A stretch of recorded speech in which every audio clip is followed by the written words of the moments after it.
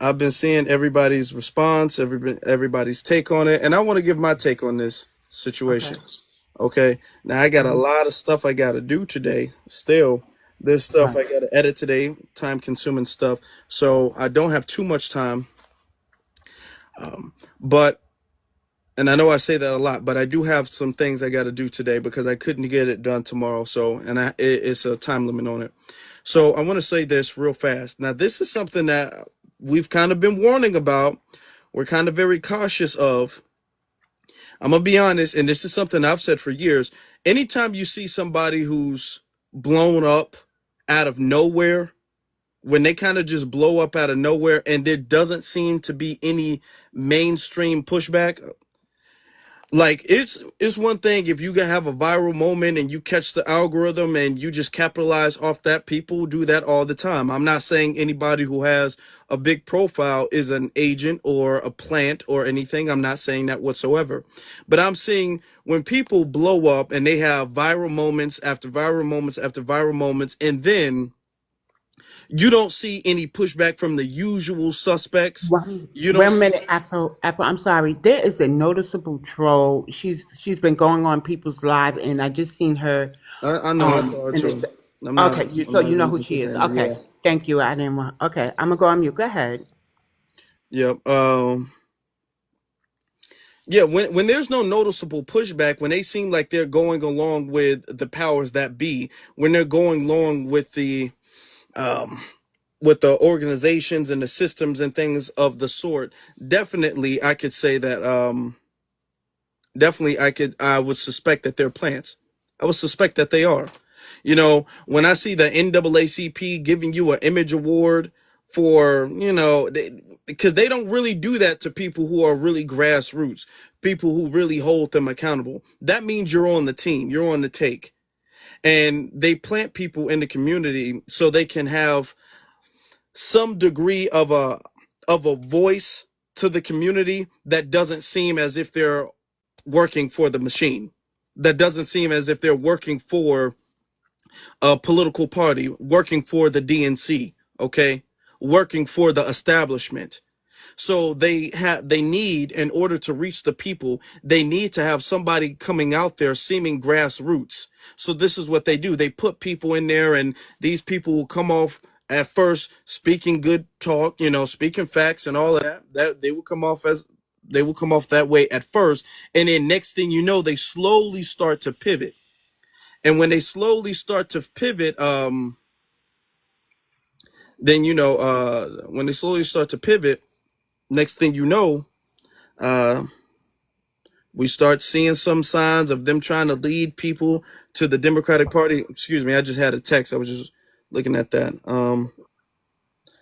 They had a text. So yeah, they started leading people to the party and all of that stuff. And this is something that we peeped out with Consciously. And we've made videos about Consciously before. Consciously, he started off, he kind of really blew up during the whole George Floyd situation, and people liked his stances on the police. Then, next thing you know, he made a big fuss about advocating for the T community.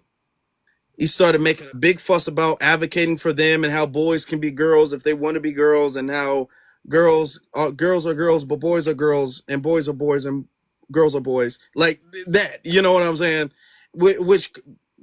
Which was a red flag to everybody. I mean, he argued that heavily. A red flag to everybody. Then stuff came out about his wife that he's still kind of vague and ambiguous on. And I'm not trying, hey, look, I'm not the marriage or dating police, but I'm trying to say that these are the things that people started to notice and people started to question. And then you saw him at image awards and cocktail parties, and him with Democratic officials and them trying to get people to vote, him at the DNC in Chicago, him being invited to the DNC as an influencer. He got pictures with all of them trying to advocate for Harris during the election, and people kind of been new because he lost a lot of credibility along the way with multiple different mistakes. One of the things, and I want you guys to understand this, one of the things that they do, this is, and I'm saying this to give you guys the tactic so that way we don't have to run into this problem again. One of the big signs that they're going to flip eventually is when they come out and make this kind of asinine assertion that black men, in particular, because they only do this with foundational black American men. They only do this with black American men. They do not do this when it comes to any other type of black man. They only do this with black American men. When they be all like, well, black American men, y'all got a lot of misogyny in the community, and y'all got a lot of deep rooted sexism, and y'all just want to be the white man and all of this stuff. That's stuff that comes from the DNC, and they do that to create separation between black American keyword men and women. All right. And they'll have their plants go out there and they'll regurgitate those talking points. They'll peddle those narratives and talking points to create degrees of separation and doubt and mistrust between black men and black women, because a community is easier to manipulate and it's easier to conquer if there's no alignment within the community. If there's confusion, if there's division, if there's tension within the community, if there's anger and emotion within the community, it's a lot easier to manipulate those people. So one of the telltale signs that somebody is a plant, the telltale signs that somebody is there to sow seeds of division and confusion for the establishment to control, is when they start doing that. When they, and it's not even that they care about black women, because they really, really don't, because it's not helpful for black women when they're out there disparaging black men like that. That's not helpful for black women, because what's in the best interest of black women is also what's in the best interest of black men. And that is what is in the best interest of the black community. If what you are doing is not what's in the best interest of the black community, then it's not what's in the best interest of either black men or black women. That's just the simple reality. All right. And when people try to make it seem as if you can do what's in the best interest of black women or black men that is isolated from each other, then that is not what's in the best interest of the community, and therefore was not in the best interest of either one of them. All right. So that was a big sign with Conscious Lee. Now, I said something, actually. I made a video, a live stream on Afro Elite live stream. Y'all got to watch Afro Elite live stream, okay, on YouTube, about Deante, because Deante went viral when he was all like, hey, black men, we got to understand that, we got a lot of misogyny and stuff like that we got to deal with, and black men, we know better than white women. Notice when this is another plant, this is another tactic, okay, this is what we're talking about. Another tactic they use is when they try to make the equivalent of white women black men, particularly straight black men. When they try to make straight black men the equivalent of white women, saying, well, white women have white privilege, but they still a female, but you a male, so you got male privilege, but you black, so y'all kind of on the same playing field. That is absolutely false. That is historically and statistically false. History does not back that up and verify that, and the data does not back that up and verify that. That is just that is a talking point that creates unnecessary tension and division within the community. And this is something that Conscious Lee has done, and people have been getting on him about that. People have been checking him about that. And then I saw when Deante did that, I'm all like, oh, there goes that big red sign. There goes, because I saw a couple of his videos on TikTok before, but when I saw that, when he went viral for being all like, man, black men really ain't shit, really. Black men is so terrible. Black men is this, and black men, and they do it all under the guise of protecting black women, which I'm telling you right now, it's not.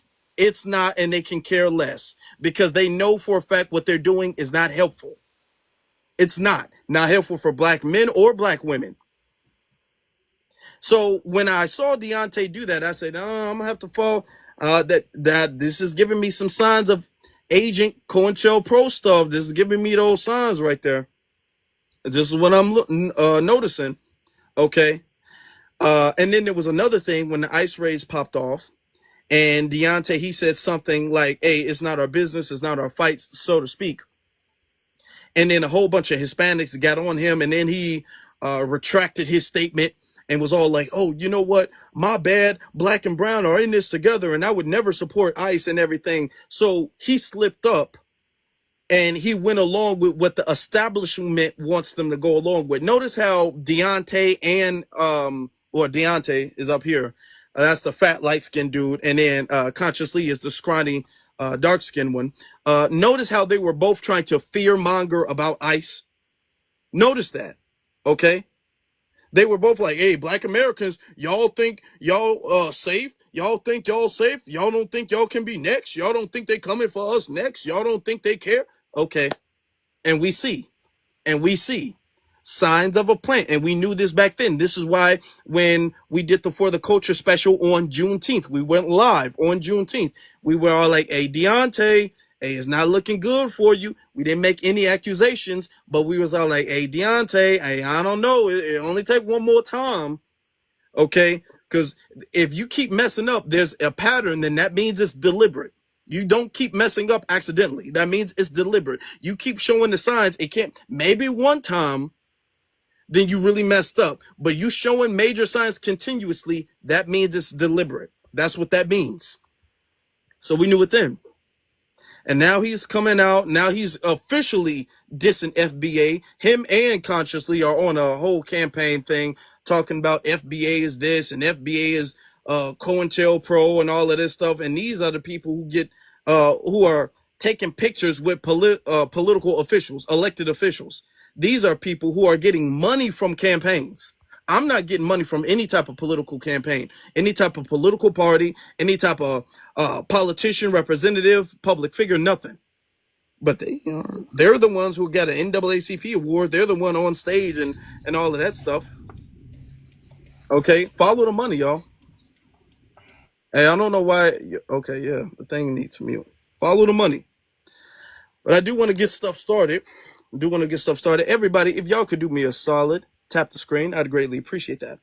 Greatly appreciate that. All right. BX, can you do us a favor and set the room, please? That's Hold right. on. And for people all like jealousy, jealousy, jealousy. Okay, Tell us of that's a what. gaslighting. I want people to understand that's a gaslighting talking point when people talk about jealousy. I'm bringing up things that have actually happened that the community as a collective is calling people out on. All right. And when people are like, "Man, you sound like you hating, it sound like you jealous, it sound like that," that's a gaslighting tactic to shame anybody who might have a lower profile, a smaller profile, not to say anything, not to call out problematic behavior. I just want people to understand that. BX, you got it. Say this about plants. If we stop giving them the soil, then they can't be planted nowhere. Now, Deontay is what? A podcaster? Can we just starve these people out? What is he? Because he gave Mana Leo the interview, right? So Hmm. when we see that they're just doing the things that they're doing, if we just like, I think that we just gotta stop giving them views. Don't share their videos, and if you're gonna share their videos, make sure you download it so that the things can't go back to their pages. There's a way to do that. I'm pretty sure somebody could come up here and figure it out. But I think sometimes we catapult people that really shouldn't be spotlighted. Sometimes it's us helping them unknowingly, right? But I get it because we got to share the information. But anyway, that was my little soliloquy for the day. Yeah, starve them out. Got to starve them out. I say don't give them the soil to plant themselves. And some people slip past us, but then we got to starve them out, like Megadon just mentioned, and that means don't even give them no views even if you use their content, find a way to use it so they won't get credit for the view or something. I know somebody was explaining to me. Y'all figured out. Y'all are pretty smart. Thank you. All right. We can get with the hands. We can get started with the hands. Let's get to Trice Harmony. How you doing, sister? Hey, it's Treese. What's Reese. Reese. Okay, good? my fault. Good job, Afro. Good job, BX. And you guys are doing a really good job. Um, oh yeah, I'm FBA 45 out of Nashville, Tennessee. And I just wanted to respond to the prompt. Yes, Deante and consciously plants. Yeah, we call that at the beginning. And FBA called that as soon as we watched the video. Something I wanted to say, get back my notes. So yeah, Tariq just posted something on Brother, you gotta mute your mic, man. Who's that? Oh, Tariq just posted something on X, and it was, I'm just going to condense it. It's titled Take Dark Money for Election Messaging. And it's written by Lee Fang back in 2024. And basically, it shows Conscious Lee and others were recipients of campaign money from the Democratic Party. So that was just tangible evidence. And so once again, FBA, we're always on our receipts, discernment, and we gotta continue to clean this up and continue to earn sharpens earn, and that's pretty much what I wanted to say. And I'm enjoying this space that you guys have, and I'm gonna go on mute. So yeah, I'm just celebrating. Thanks. Thank you very much. Yeah. I mean, that there are receipts coming out that they are paid shills. They're paid. Now, that was something because Conscious Lee was making the accusation that foundational Black Americans were paid Republicans and we're paid by MAGA. I'm not MAGA. I'm not a Republican, and I'm not getting paid by none of them. But folks got receipts, and if people have receipts on me being paid, me being a Republican, me being MAGA, me ever voting Republican or MAGA, me being paid by any political party or organization, that would be out by now. That would be out by now. Okay? But people do got receipts on him. It's the pot calling the kettle black. That's what that is. That's what that is. Let's get to Willie.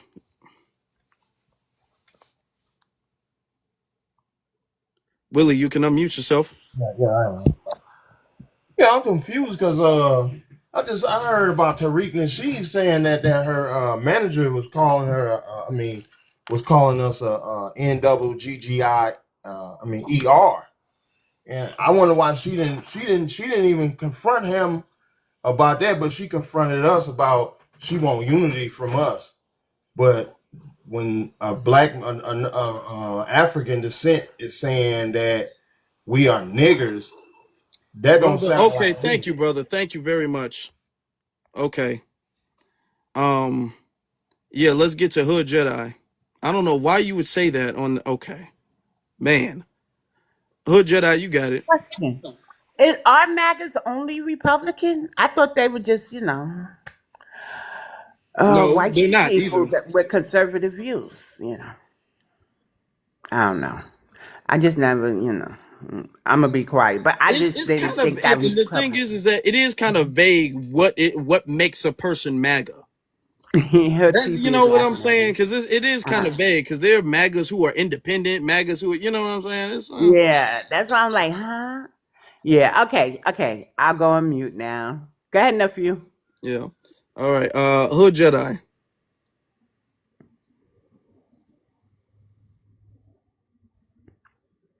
Okay. All right. Hood Jedi, Jedi. you're not ready.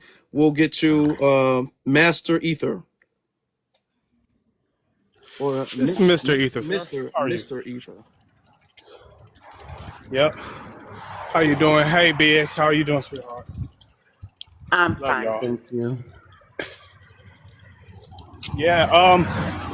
Afro, you've been going in on Consciously for a while. As far as that Deante Kyle, I only seen him through clips on the internet. And whenever I saw those clips, I was like, well, all he's doing is repeating what everyone else has been saying, people like you and the new black media. So he wasn't really coming out with anything new. So I didn't really see a reason to go to the channel. But what gave me the red flag about Kyle is I did see one clip that let me know that he was a plant, or at least a Democrat should, because he said something about a gender divide. He started pushing a gender divide messaging between black men and black women. And then that's when I said, oh, okay. This is what he's all about right here. So, I saw the red flags as far as that. When I saw the sexy so long, now I didn't see the video, but when I saw that, the picture everyone was sharing around with the Black American Heritage flag, and then all the flags stitched behind her, that, right there was a red flag to me because I'm like, okay, I know about these flags. I know what Solon is. I know what the Solon flag is. I know what the Black American Heritage flag is. And none of those have to do with any of these African or Caribbean countries.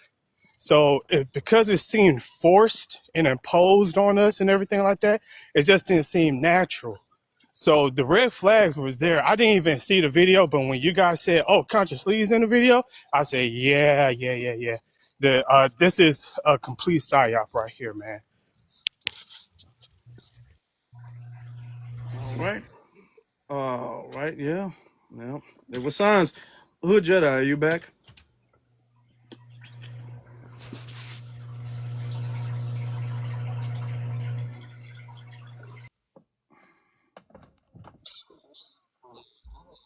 Who was the? Let me see. BX. Hold on. Let me see. Uh, I don't think he's in the room anymore. I don't see him. That's husband. Who? The man? Yeah, the man who was just up there. Okay, we're gonna Okay. keep the room flowing though. We're not gonna let that slow down. So we're gonna get to my No ancestors' problem. dream.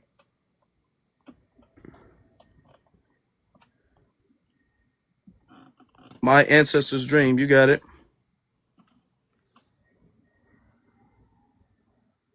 I don't know. What Okay, happened? what's Some going are on they in with another everybody? life? Like, is something going on? Should we know Yeah, about Megadon. I it? mean, come on, y'all. What up, Afro Lee? What up, What's going BX? on, brother? Man, Joe, I'm glad y'all brought Buddy and them to the table. We got to keep bringing them to the table. What I peeped is that the Democrats they lost a large share of the black male vote and the male vote in general. And around election season, election time, they was talking about how they don't have a Joe Rogan, how they don't have somebody that can display their message and push it out to men, and they was trying to figure out ways to connect with men. The problem with it is though they've formed echo chambers, so the males that are around them sound like feminist women. They're either Pan Africanists or feminist women, and their narrative has shifted to promoting all type of alphabet community agendas and things that like men and typically the black community don't stand for. So if my choice is between my kids becoming a different gender, deleting all the babies, and having another ethnic group replace us as a population, the other side don't seem that bad. So I would post a uh, uh, uh, what do you call it, a protest vote against what they got going on. But Deante and Deante specifically, I think he's supposed to be the Malcolm X to consciously Martin Luther King for the Democrats, and they have fake radical talking points to grab our attention, and then they somehow wrap it into Pan African. It's like they doing a conversion of the feminist Pan African points and the points that will resonate with us. And they mad because our people, we so on cold right now. Any little thing you do getting questioned. And if it don't come out right, you out of here, Joe. So I just don't see it working. I just think that we at under 30% of us understand. You know what I'm saying? Once we get to 50, 60, 70%, it's a wrap. Yeah. Now, I want this to be known too. When people know that they're wrong, they don't stand by what they say. Remember, Conscious Lee, he challenged everybody to a debate. He challenged the whole community. He challenged everybody. Any and everybody, he challenged everybody to a debate. He did. And if you believed in what you actually say, if you believe in that, you're going to stand by that. Do you understand? So if you're going to challenge somebody to a debate, you're going to debate them. When he challenged people to a debate and everybody accepted. Now, the reason he challenged people to a debate is because I'm the one who exposed that video. He did a small little YouTube video, but I saw it and I did a breakdown. I didn't even make him the full subject. I just mentioned that. And that went like viral on social media. And then I got him a lot of bad press. So then he's all like, "Oh, FBA, I challenge all y'all to a debate." He kind of tripped out because of, He tripped out because I exposed him, and that's okay. And I said, "Hey, do you want to debate me? We can debate. If I'm the reason you mad, we can debate. We can set it up." He agreed consciously, and it's on Twitter. I got the screenshots and everything. So if he want to delete something, it's not gonna matter. But it's on Twitter. He agreed to a debate. I said, "Okay, fine. We can debate then." All right. Since he's the one who's challenging folk to a debate, we can debate. He agreed. And then I said, okay, well, I'm gonna DM you so we can arrange a time and all of this stuff. What platform? My platform, your platform. I sent it to him. He never responded. Never responded. Then I made a comment. I'm all like, hey, I sent you a DM about arranging this debate. Never responded. I'm like, okay. And multiple people have done that. And that's because he knows what he's saying is wrong. That's the thing. He knows what he's saying is wrong. He knows that if he's actually debating somebody who can retort to what he's saying, respond in real time, not no video, but respond in real time to what he's saying and debunk in real time what he's saying, he can't do that. I don't know if he thought that people weren't going to debate him, if he thought that people were going to be scared of him, but yeah, that's what happened. For all of y'all like, yo, weird, yo, this, yo, cowards. Hey, Conscious Lee is the coward. Coward Lee. That's why people call him that. That's why people call him that. And do you think Deante is going to debate somebody too? Let me ask y'all that. Is he going to debate somebody? Is he going to debate? He dissed Foundational Black Americans. He dissed Tariq Nasheed. Does he want to debate him? Since he got his name in his mouth, is he going to do that? Is he going to debate anybody? No. Because these people need to keep a shield, because they have an assignment and they know if they get whooped in the debate, then they're useless to their assignment. Okay. So they know their masters do not want them to go debating nobody. I just want to remind everybody of that. All But right. how do they win Hold if on. they're No. Wait, I'm gonna call your name in just a second. No, I'm gonna call your name in just a second. Just give us a little bit of time. You're gonna speak. You're gonna speak. You're gonna speak. ZZ, how you doing? I am so good. How are you? I'm great. That's a blessing. We love to see it. I do appreciate y'all holding it down. When I was in Cleveland, I know y'all was up there dropping these gems. We love to see it. Hey BX, how are you? Is she happy? I don't know. There's like maybe I don't know. The space is kind of tweaking a little bit, or the live is kind of tweaking a little bit. I don't know. Like there's like a little delay or something been going on. Well, I love the topic. It's funny because that's why y'all need to be subscribed to For the Culture, because we was just talking about this. It's crazy. On the last round of episodes we did, and how Deante was having some suspicious behavior then, and you called out Conscious Lee then as well. So yeah, I think this is on point because I don't think it's a coincidence that these people are getting popularity and such spotlight or so much attention online specifically, and even from other like bigger like creators or bigger artists and celebrities. Some of these people, I mean, I think Deante been out for like a year, and he's been aligned with a few celebrities at this point. So it's just like that's not a coincidence, and I'm not going to put any labels on anybody, but it's clear that they have been trying to detract and disrupt the delineation movement. And that's a serious problem because we try to delineate, we try to get these reparations popping, and we know who we are as a people. So if anybody is coming in, we got to smoke for everybody. But especially those with the loudest voices who are trying to detract or sway away from this movement, they have to be called out immediately. So very necessary live. Yes, indeed. Yes, indeed. And we're also letting people know the signs and what to look for. Because as Megadon said, they are looking for, let's be honest, the DNC, they don't have a Joe Rogan. They don't have nobody on that caliber who's speaking, who has not they have people who, have high profiles, but they don't have people who are speaking who have credibility. That's the thing. They have the Angela Rise and the Roland Martins, and they have those people, and they got big profiles, quote unquote. But the thing is that Roland Martin don't have no credibility, especially among the youth. So they need their version of a what the guy who did I just say? Joe Rogan. Joe Rogan. They need their version of a Joe Rogan. And this is what these two people are supposed to be. Either it's supposed to be a tag team thing, or one of them is supposed to be, one of them's the backup, or a Batman and Robin type situation. But this is what they're trying to do. And this is not the first time we've seen a plant like this. Oh, for sure. And you know they lost all that money with Rolling too. So yeah, they trying to find a way to get that back. They trying to Yeah. find a way. They think they the way. Yes. Now let's get to Dragon Walk. So what's the whole point of a debate if we're not getting anywhere?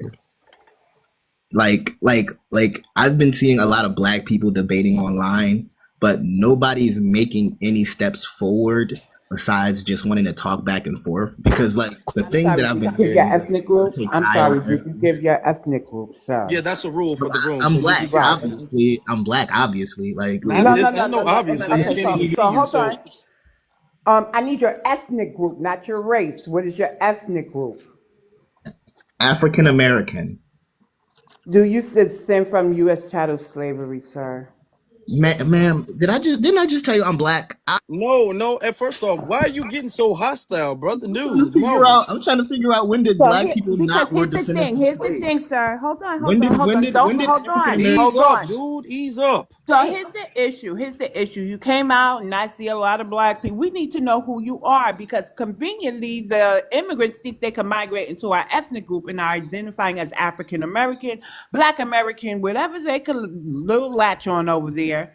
They're doing it. So when I say, do you Once descend I from said U.S. black, the chattel conversation should have ended slavery? there. Well, the I don't Okay, understand conversation well, why. ending no, right now. How no, about that? How no, about that? no. Now the You conversation's see, over. How about how that? does he see all of this stuff happening That's and not talking right. online and don't Dude, understand? We shut need up. to Don't understand what his unless ethnic are group you is. talking about him or me? Don't I don't know. I mean Why that would you because cut I'm a him little off? yeah. I'm, hold on. Y'all gonna put me on that mode. Let Hey, me not no, get there. Hold on. BX. Let me You not notice he get Uh-huh. there. say Yes, Megadon. Okay. you notice he Okay. say he an African American. I've been saying this for months now. The Right. most He's detrimental Italian. community. No, listen to me. The most detrimental people to our community is FBA Pan Africans because they understand what's going on and they'll intentionally ignore it to harm us because we are supposed to be subservient, lost generic Africans who need to connect with Africa in order to become whole, and that No, is the I have a cornerstone of their grandfather community. that Hold on. fought Let, in the let me Civil say something War. before we go on, because then we're gonna get to Miss Dewell. But before we go on, let me say this though: the whole the African American term as our identifier kind of lost popularity within the last couple years. People were not really referring to Black Americans, foundational Black Americans. Stopped using that term. That term wasn't really even being used. Now it's being used recently because you have immigrants who are using that and saying, "Well, I'm African and I'm American, so I'm an African American." But really foundational Black Americans don't really have not been using that term for a minute now. Yeah. That term's kind of been out of people's vocabulary for a minute. And it's been resurfacing because immigrants are saying that they are African American.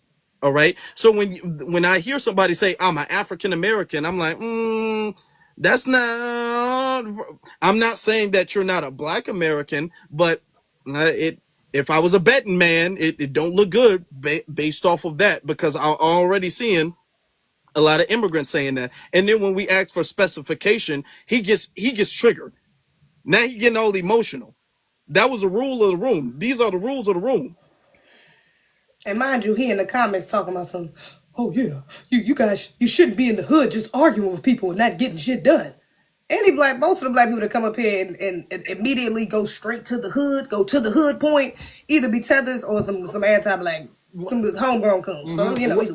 When listen, I want and I'm glad you brought that up. The whole why are we even arguing? Why are we even arguing? I hate when people make that thing because the thing is in that in order for a community to move Truth. and progress, there needs to be alignment. There needs to be everybody for the most part being on one page. There needs to be a consensus on where we need to go, what we need to be doing, what we need to not be doing. When people don't like the subject, people come up and they gaslight and make it seem as if, oh, here we go talking. Why are we even talking about this? Why can't we talk about something? Why can't we just do what is debating gonna do? No, that's because you don't like the subject matter. All right.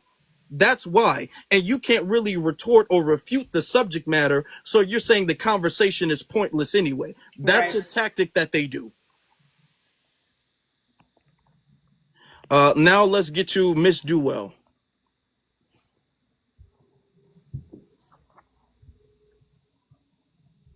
Hello. How you doing? I'm a descendant of chattel slavery, straight off the bat. Because I don't want no problems. Hello. I am glad that you guys are exposing Deante because I did not know he had a white mama. Did not know that. Yeah.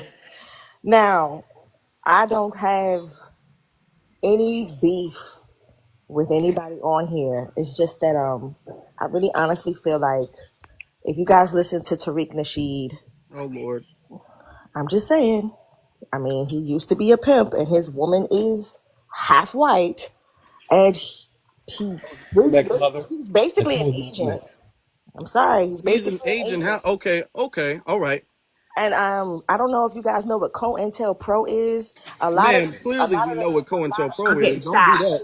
wait, Stop, Don't do wait, He stop, that. also wait, was. stop. Now wait, here's the One thing. wait. We're minute. Here's the One talking. thing. minute. Wait, No, wait. I'm now in the middle of Well, talking. hold hold on, on. The hold on. host I'm in is the, talking. The Ma'am, host is talking, Mr. here's the Durrell. thing. Now you came up here to talk about something that is completely off subject, or about a man who's not in the room nor has been in the room this entire time. Nobody has brought up Tariq Nasheed before you did.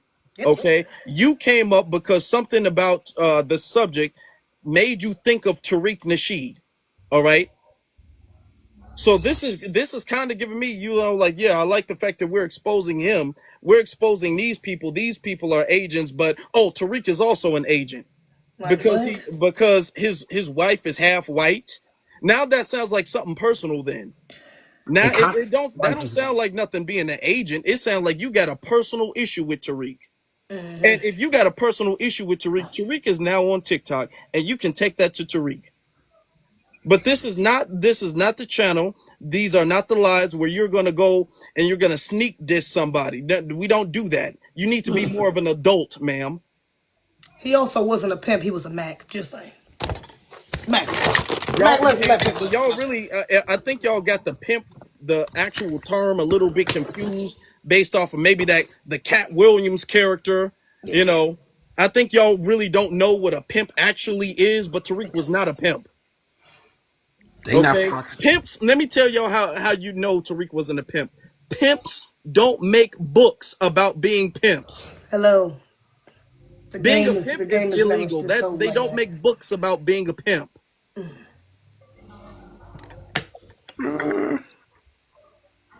She probably tried to hit on Tariq, and Tariq turned her down. Like, you're a pimp anyway. Halo's in the room Back in the after day. the Mm. Halo. Oh, there she go. She didn't Girl. come yesterday. I was like, where were you? Hey, ZZ, looking pretty as Thank usual. you, darling. Hello, darling. Good to see you. Or Yeah, hear you. good to see you too. Let's Okay. We can get to Brandon Lockett. Who is Lee Plants? Who is Lee Who? Plant? Plants. I see it on your picture thing. Lee Plants. Who is that? No, I said Deante and Conscious Lee. His name is Conscious Lee. And then I said plants. I guess maybe I should change the I font. don't know. Yeah, I don't even know who that is. I was just. Should have put the I plants don't under. know. You I'm don't. just trying to Yeah, I learn. guess I should have put the plants at the thing. It's a little bit. Yeah. Okay. Um. I'm just Yeah. listening right now. Y'all go ahead. Do you have anything to say about? Do you know these people at all? I swear they look like homosexuals, but I don't know anything about them. You doubt right. Gotta code certain words, sir. That's all I You know. gotta code. Are you new to TikTok? You know you I gotta am. I'm. code old- that I'm word. almost elderly, baby. No, but elderly know things. They Yeah, understand you things. can't Well, say I can that. We see. can't because I got they would eyes. say that's bullying. They would say I that's got bullying. So eyes. we can't. Yeah. Especially our elders. They are so sharp. My dad is going on 80 and he travels all over the place. Okay. Can't keep that man at home unless sports is on. So come on. Come Yeah, on, I love elder. old people. I've always been attracted to old people. But okay, thank you, thank you, thank you. Hmm. Let's get to Halo. Halo, how you doing? Doing great. Out in these streets fighting for my life. These people is wrong. Hey, Like, Halo. Well, I'm fighting literally, too. these people done turned on me because of Tariq. Yeah. Yeah. Yeah, a Cause lot he of people modded me on his page. Oh they out wow. there losing their minds for real. They out there losing their minds for real. I mean, they talk about Tariq more than the FBA's talk about Tariq. Literally. And they didn't sit there and say it's our leader. No, he's your leader because you keep talking about him every day. Every time I turn around, it's a prompt up about Tariq. Like, get a life. Do y'all want his attention? Do y'all want him to come in the room so you can say he went on your panel or something? Because I'm confused. Honestly, for real though. He said they're giving him too much attention. They at this point in time, Tariq has not been talked about more on Twitter by anybody but them. They talk about Tariq not is every time I Nonstop. scroll, it's a Tariq thing, nonstop, nonstop, Hmm. nonstop. Now, they were like Tariq is FBA's leader. We don't really bring Tariq up that much, to be We honest. don't. And if we We do, don't. we're like, oh yeah, man, and shout out to Tariq, and then keep the conversation pushing. They will Yeah. have several hours just talking about Tariq, several hours specifically dedicated to talking about Tariq, and they'll be all like, okay, guys, see y'all same time tomorrow. Like, damn, y'all didn't get enough. Y'all did the 6 hours weren't enough Monday. Y'all got to come back and circle back Tuesday for real. And they use the same damn receipts, child. This is egregious. Same talking points. He was a pimp. The museum, the So documentary. whatever he did in Yeah. his past, why does that That have to be FBA is trademarked. in his They future? always I end up mean, trademarked. Same thing. you could be like somebody can be a HO in they past and now they saved in church and married. So what does that matter what somebody did in their past? As long as it wasn't unaliving somebody, whatever. I just think that these people want to use anything, and you dig up their past, they got all types of stuff on their back sheet, they rap sheet, but they sitting over here trying to judge this man for saying he a Mac or a pimp. Who cares? I don't care. That don't move on. Like they going for people that's known on like that's FBA on TikTok. So they going for the main little FBA people that be in these spaces and stuff that they can get to. Uh, And the thing is with that. Notice that was like what 20 something years ago. Literally. That was Yeah. about 20 something years ago. But and the thing is that y'all not that mad at him for that because Tariq's not the only one who dibble dabbled in like the dating relationship scene or whatever the case is. You guys are using the Mac lessons that he used to do as a way to attack something that he's doing now that you don't like. Now you don't want to say it, you don't want to say what it is that he's doing currently that you dislike. So you're using the MacBook lessons or the Mac Radio, whatever the name was for that. You're using that as a way to attack his character. Right. All right. But yeah, the Halo, did you give your stance on the Oh yeah, okay. you've So been when it kind of comes to roasting? him, I see him live. I just keep on strolling. I can't stand that man. Like he just be Who you see talking live? Who you see live? conscious flea. Mm. So like I just be seeing this man like he's trying so hard to mislead people into his ways of thinking. Like and I seen her sitting on his podcast, just a bunch of tethers, just a bunch of leeches. You know, he's sitting his big back butt up there talking about you Tariq, you know, just sit down somewhere. You know what I'm saying? Maybe you should just lay off some of the burgers. You worried about Tariq more than your health. Like, I don't understand it. Like it was just and my thing about her, like I said, she using like changing the colors on the flag, which the flag meant something, and then Appreciate you she threw saying a so. little Get on shade that. at FBA's. Yeah, she changed the color to pink on the flag. It was already disrespectful that you waved our flag with with other flags. You don't supposed to do that. But now you changing colors on it. And then you get up here and you sneak this FBA's. Don't use our ish then. Go on over there and pull up that Pan African flag. Don't fly our flag amongst these other flags. Fly that Pan African flag. You know, I mean, these people need a life, and they used it her.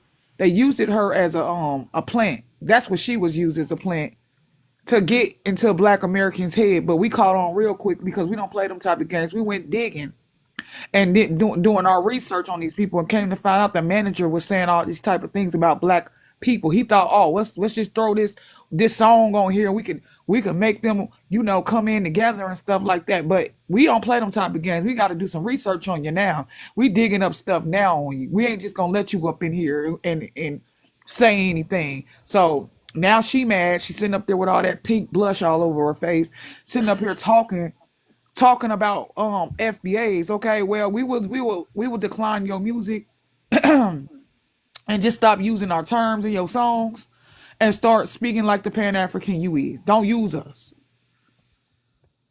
Going on these podcasts with these tethers, big back tethers, talking about us. Where you said his mom was Deante, his mother is Caucasian. What is his father? Where's his father? I Does think he's anybody know? FBA, allegedly. He's Okay. FBA. Okay. All right. Just checking. We got to be thorough, but just checking. I didn't even know that until recently about his mother. Oh, his Yeah, father's I not here. think he His low key father's I mean, quiet. That might what have been a little happened to his strategic, mother? to be honest. His mother being YT. Well, whose mother is White T? Oh, Dante's. He said, because I Deante. remember Didn't when I know who he first started was following him, until when he first started going viral. I remember him talking about that though, and I feel like he might have strayed away from talking about that, maybe to get to where he's at now, to be more validated. Okay. Interesting. Interesting. All right, let's keep the room flowing. Say No, this, Afro. I you gotta said say what? this. I gotta say this. I go in some rooms and the energy is so heavy, but right now, when I'm right here, the energy in this room is so light. Even with the little, Hmm. the fans in the thing that always got Tariq in their mouth. It's so much lighter because we just came from the fight of our life, but Halo left me. I was fighting by That she was myself. talking about. Y'all was battling, I huh? just get tired. Like Y'all was scrapping. Halo when that left black me. word, oh my, I knew it was coming. I knew it was coming. Oh I said, man. please. And VX just went on in with it. And I was just like, oh my God. Listen. Sometimes I fall asleep, right? So I wake up Yeah. and I'm like, when I went to sleep, I had a nice conversation with another American, with an American Indian, and Simon told me to, go on mute because he was going to handle it. I wake up and next thing I know, I'm in a fight for my life over there. Was like, I Uh-oh. already knew it was going to happen. And I was like, soon Simon came up there with the, yeah, because you guys, I'm going to be black, blackity, black, black, black. And, and then that came when Another Pen don't was call up there. yourself It was black just, topic or man, I Simon's was like, petition okay, to remove it. So, this is not how this conversation was supposed to go. So I was like, right. I'm out. Right. Oh, I you was was there. I stressing was me out. fighting for I my was life, fighting for my y'all. life with these people already. Always fighting for my life. So But the energy is so much calmer and lighter over here. So, Well, that's whew. good. Okay, I had to express that. I'm trying to get Simon over here to get some of this good energy. Is he still over there fighting for his life? been going. Simon Tell just him been to going retreat. in. Tell him to retreat. Come Like, back to the for real. family. That's what to tell him. And this is what I'm saying. I'm saying this. There's 43 million of us. We're not gonna always agree. I'm gonna go with. I'm gonna stand on being foundational Black American, Hmm. and that's it. We get in our work groups, and y'all can actually advocate at the OMB without disrupting us. Because we're not out to tank anybody. We always stick to the date that all our ancestors were here. If you're not an immigrant, but things go left. All right. And Halo, she did good yesterday because they brought me up and she was like, I see what BX be talking about. I said, my nigga, right? And I kept scrolling. But today she left me, y'all. Nah, I love you, Halo. I get it. Protect your Yeah, I peace. love you too. I'm going to go on mute. Okay. I see Oh, a seller's in the building. Can we get to her now? who? Who now? Akila? Oh, I know a killer. I'm here, ZZ. Hey, girl. It's my Hey, sister. Afro. Hey, how you doing? Y'all already know what it is. I'm ZZ older Yeah. sister. Yeah. How you doing, So y'all Akila? already know I'm FBA. I had to join in the conversation. It's like with any movement, there are always going to be those who might come in and have great intentions. They might start out saying all of the right things. And then once they get a little movement, They reach out to them. And if they take the bait, right, then they turn. Because everybody is not meant to lead. Everybody does not have what Farrakhan said, the testicular fortitude to lead Black people. You understand? And speak for Black people. Everybody can't be the spook that's sat by the door. Somebody wants to be the spook. That's what they want to be, because it's in their heart. It's in their soul. Mm-hmm. See, we are hard people to love. We are hard people to lead. Right? So everybody can't do it because everybody ain't built for it. And as far as them trying to tear down Tariq and saying that he was a pimp or he was a Mac or whatever, a lot of our people had horrid past. Malcolm, Maya Angelou was a prostitute. Everybody forgets that. Damn. You understand? You gotta code the word. Code the word. You gotta code the word. Oh, excuse me. I'm sorry. She was a streetwalker. No problem. She was a streetwalker. I apologize. Thank you for BX for keeping me on code with the rules. But the reality of it is, it does not negate her brilliance. And it does not negate our brother's brilliance. If he's speaking truth for us and about us to the powers that be, then we have to respect and honor that, because we all have a past. But your past can help build a better future, or you can choose to stay within it and stick with it and not be better than it. And that brother chooses to be better than. So who are we as a people to sit up here and try to destroy this man when he's trying to do the best he can for our people as a whole? You know, so we have to be careful with people who want to come in and try to sit up here and talk trash about our greats, because a lot of our greats didn't start out as great. They started out in the trenches. And that's reality of being FBA in America. That's the reality of our trajectory in this country. A lot of us have to start out in the trenches, you know, and we thank God for that, because it gives them understanding of a great deal of our people and where they're at and where we need to get to. Right? It causes them to be able to go in the hood and say, I understand that. I understand the mentality, not think they're better than because they've achieved certain accolades in American society.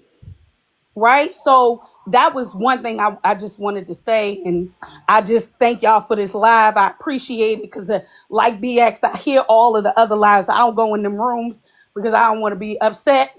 But I hear them consistently trying to tear us down. It seems like that's all they're trying to do. But that's a beautiful thing, because they tried to tear down Martin too. They tried to tear down Harry.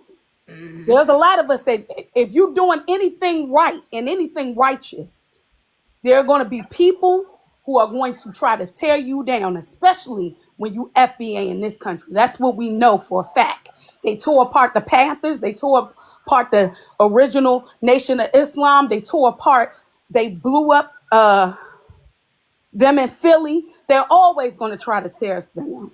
So those are good. Those are signs that you are doing the right thing. I thank you, Brother Afro, for this, because you were the one who made me come out of.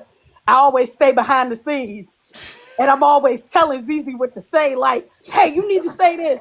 But your lives have what made me come out and want to speak up, because I love what you're doing. I love this young, intelligent energy that you bring to this.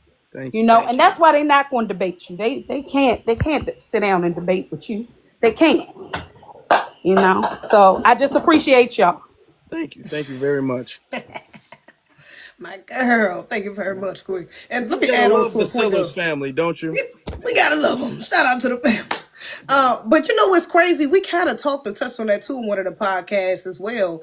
is giving leaving room for growth and grace. You know what I'm saying? Everybody has a starting point, but it also has to be boundaries on that, because going from talking real black, B1, blase, blase, blah, all these talking points to black men are the white tea women of the community, it's like a flip. That's a completely, that's not even in the realm of pro blackness that of the path of pro blackness you was at least from what we could see, what you was going down. So for him to switch like that, it's like certain things, there has to be red flags, baby. We can have grace and growth, but also, yeah, we do got to pay attention to some of these two brothers be doing. It be too off code.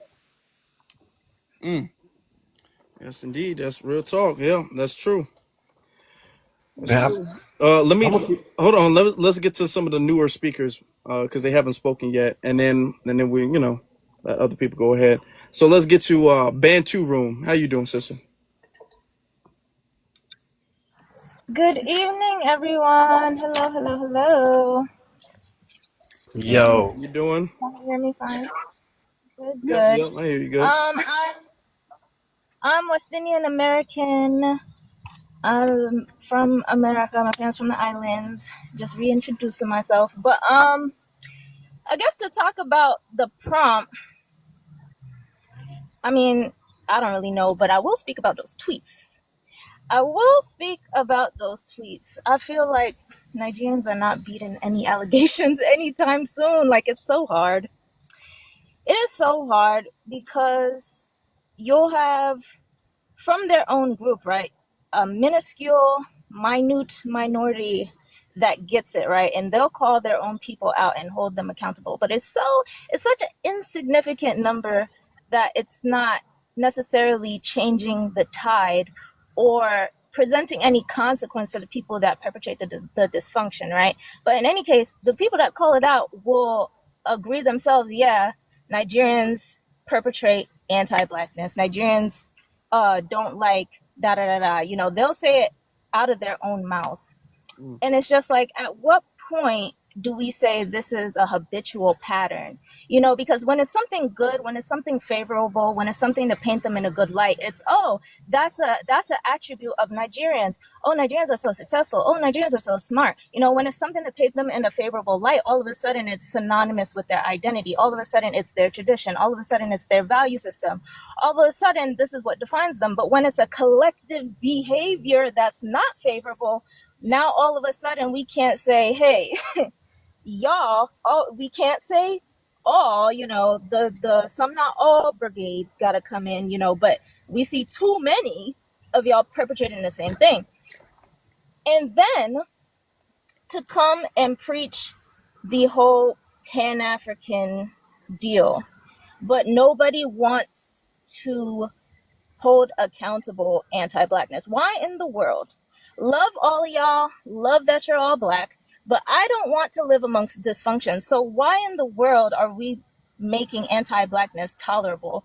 And why, when these things happen, are the diaspora as a whole not shutting it down? But it's always an attempt to manage how people respond to the disrespect. And this is something you can't turn on its head. You can't misinterpret. You can't try and make it something it's not. It's written in plain text. Like, the anti-blackness is written in plain text on these tweets. So I've heard nothing but crickets. I don't hear nobody talk, all the TikTok lives, all the panels they all hold.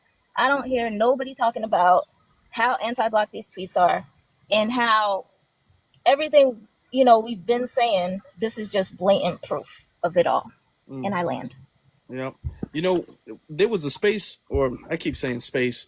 There was a live that we did a couple days ago where one dude, he's a Nigerian, he came up, he's all like, well, you can't generalize Nigerian because you had an experience with a couple bad people.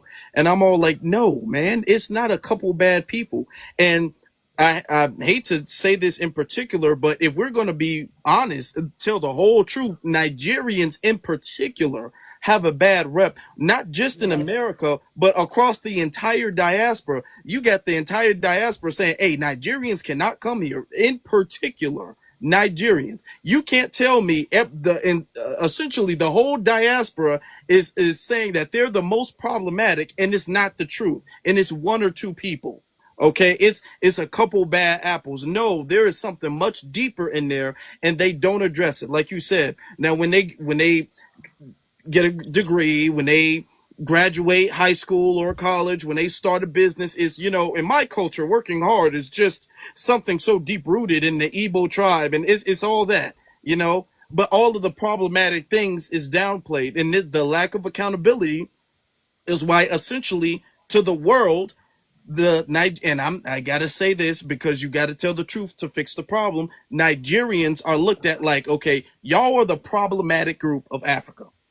Okay, we can let South Africans, Kenyans, Ghanaians, all that. We can let all of these people come over here. We can let people from West Nigerians. I don't know. We're gonna have to double check on you. We're gonna have to put it in. Let's be honest. And then her manager being Nigerian, and then these tweets coming out. What is the coincidence of that? What is the coincidence? And I think it's a diaspora thing. Well, it definitely, not even think, it is for sure a whole diaspora thing. It's not just the Nigerians. But I don't know why they seem to have a special place in the coonery and buffoonery. I don't know what's up with that. I don't know what the hell they got going over there with. But it do be Nigerians that be out here or some anti-black shit. I don't know what it is. It's egregious. Even that girl, Cleo Trapper, the girl who went viral just a little while ago, she's Nigerian. Up here talking about FBAs while looking like FBA. Cosplaying this one, should I say. I don't know what it is. Yeah, they definitely show a special disdain. Like it's a special type of visceral reaction they display. For sure, for sure. But that's also not to absolve all the other, BS other groups of people definitely display as well. Yeah. Yeah, I feel like at the end of the day, like Black Americans need to realize, man, it's kind of hard to unify with a group of people who are not unified amongst themselves. We're dealing with people who come from a homeland that's extremely fractured, and dealing with a lot of confusion amongst themselves on who they are. You feel me? So, I just feel like uh, them tweets that the manager, what's her name again? Malay, how you say her name? Mona Leo. Mona Leo. Mona Leo. When I found out that them people were exposing tweets about the manager, I heard rumors that he was Nigerian, but now that we have confirmation that he is Nigerian, and I saw them tweets, I was like, wow, like he really doing the whole 9 yards, calling us a kata, and the N word with the hard ER, like the whole 9 yards. So it was just, and now that I look back at the music video that she posted, it all makes sense on why they try to finesse all these other different type of flags inside the music video, and it's just crazy. Like that's really a viral moment, like how people was able to expose that about him, and he closed his account, his Twitter account, and everything. That's really it's really just more confirmation on how we need to be more solidified in ourselves as Black Americans, man, and really learn to, love and respect each other, man, and really get these outside people just out the paint, man, and really focus on ourselves, man, because it's just going to cause more confusion and infiltration and trouble in the long run. You feel me? So that's what I'm. She definitely got a whole lot to do with his tweets. I seen that comment and then I don't know what the hell you talking about. You can come up here if you want to elaborate, but she got a hell of a lot to do with them tweets. She should definitely come out and say something about it, for sure. All right. Let's get to delineationist. Yeah, Thank and you if for y'all allowing me to look, if speak. disagreeing, hold on before you go, brother. Disagreeing in the chat room is not a good look. Because if y'all want to come up and say something, we'll make room. We'll make room for y'all. We'll make some room. But disagreeing in the chat room, that's not a good look. That means you're not really standing on what you're really saying. A delineationist, you got it. Yeah, facto, I agree with you on that. Salute to you in the space as always. Yo, Deante and consciously plants. Yes, they are plants. You could throw Mona Lisa in there, like I said from the beginning, she was a problem. I knew from the color of the pink of the flag, from her goofy looking hairstyle, just everything about the young woman was out of pocket, off code, disrespectful to our community. One of the things that we need to be understanding here is propaganda and how things are propagandized in the media, right? When you look at, I would say, the news, and you have a big meeting between countries, you'll see flags side by side because they have laws together. They have resources exchanged from one another. They have something that is mutually beneficial to both parties. That's why flags are right next to each other. So, in the whole entire diaspora, what mutual things have they done to us in the United States of America when they come over here? What policies have they created for us and solely for us? What are the things that they have done to empower that are mutually beneficial for both groups? That's why it's propaganda. And that whole music video is propaganda. Because you cannot put two flags that actually mean something next to each other and actually don't have any tangibles to show for it. So this is why it's propaganda. And we need to be looking at this as such. And we need to be calling it out every time we see them putting our black heritage flag, because that is a nation's flag. That's a nation of people, a heritage of people, a lineage of people. So did they ever sit down with our elders and our people and deliver resources to empower us? The answer is no. So this woman is out here not doing the work, saying that she wants us to work with other nations, but is she using her resources, her money that she have earned to empower our people so she could have that type of Pan-African partnership? The answer is no. So that's why she's a phony, fake, fraudster, and everything, all the above. And we need to be looking at her as a bloodline lineage traitor. And you can't come back from that. You can't come back from that. Once you cross that line, denigrating our flag, denigrating their ancestors, because Melvin Charles ain't no longer with us. That brother ain't no longer with us. You're disrespecting. And I don't care what the heirs say, because the heirs did not create that. We need to start protecting the intellectual property that was made underneath the names of our people and make sure that it empowers our people.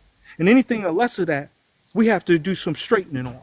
It doesn't care what lineage they are, what they have done, and blah, blah, blah. We talk about right here, right now, and are you empowering your lineage? It's plain and simple. Very, very plain and simple and direct. And for Can I her to ask do a that, question? yes, I'm ma'am. sorry, delineationist. Sometimes don't you think it's a matter of education?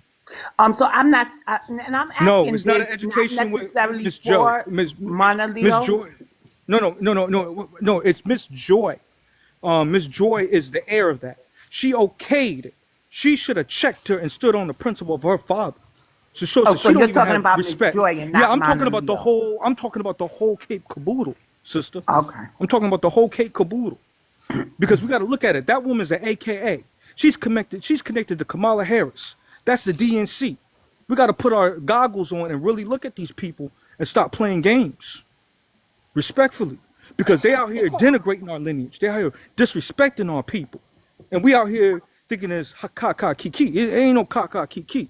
You call when I see you put pink on the blood of our forefathers. What you saying? My forefather was a chump? You saying my forefather was a coward? You saying my forefather is this, that, and the third? That's how we had to have to look at that respectfully. Because in that pledge, it said the blood of the forefathers, not no pink stuff.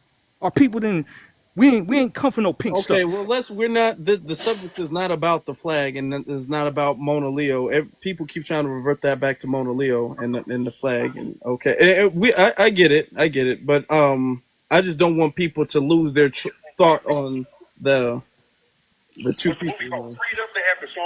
I'll get back on the Deante and them two. Them two guys are a problem too, because it's always weak men that embolden these type of women that do bad in our community.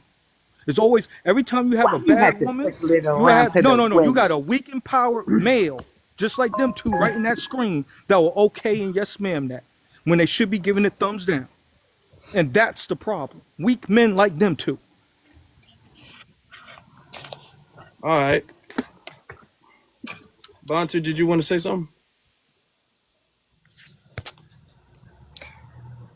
No, no. Okay. Misser, I think it is. Misser Ether. Yeah, man. I appreciate you. I just wanted to say one last thing, man. Let me know what y'all think about this, okay? So, what they did with Mona Leo is, well, I feel like they're doing the same exact thing that they did with Lil Nas X. I don't think that she's supposed to have a music career. I think her only purpose for being is to be a plant And if she ends up scuttling her career in the process of her, coming after the demographic she's supposed to be attracting, then so be it. Because I remember, I believe Lil Nas X, he also had some Democrat connections as well. And he spent his time, building up an audience of mainly children, going around to different schools and, uh, writing coloring books and stuff like that. And then he did an interview saying, pretty much saying F your kids, basically. And that, after he did the whole bait and switch with those satanic, I don't know if I could say that, but with that music video of him doing things to the devil and all this stuff like that, that's pretty much what tanked his career. And now he's just out here just doing whatever. And I think that's the same thing that they're doing with Mona Leo. She's supposed to be getting the attention of uh, the foundational Black American grassroots, and she's supposed to build up her audience, and then turn around, do a bait and switch, do an interview saying F y'all, all this stuff like that. She shows up with Consciously and Deante Kyle, and I mean, nobody else has to deal with this type of stuff other than foundational Black Americans. We're the only people who have to like constantly deal with plant after plant after plant coming from political dark monies, and we're not doing anything to anybody at all. We have this much influence and we're this much of a threat where people have to constantly just and very sneakily throw these roadblocks and these obstacles into us, just how we identify.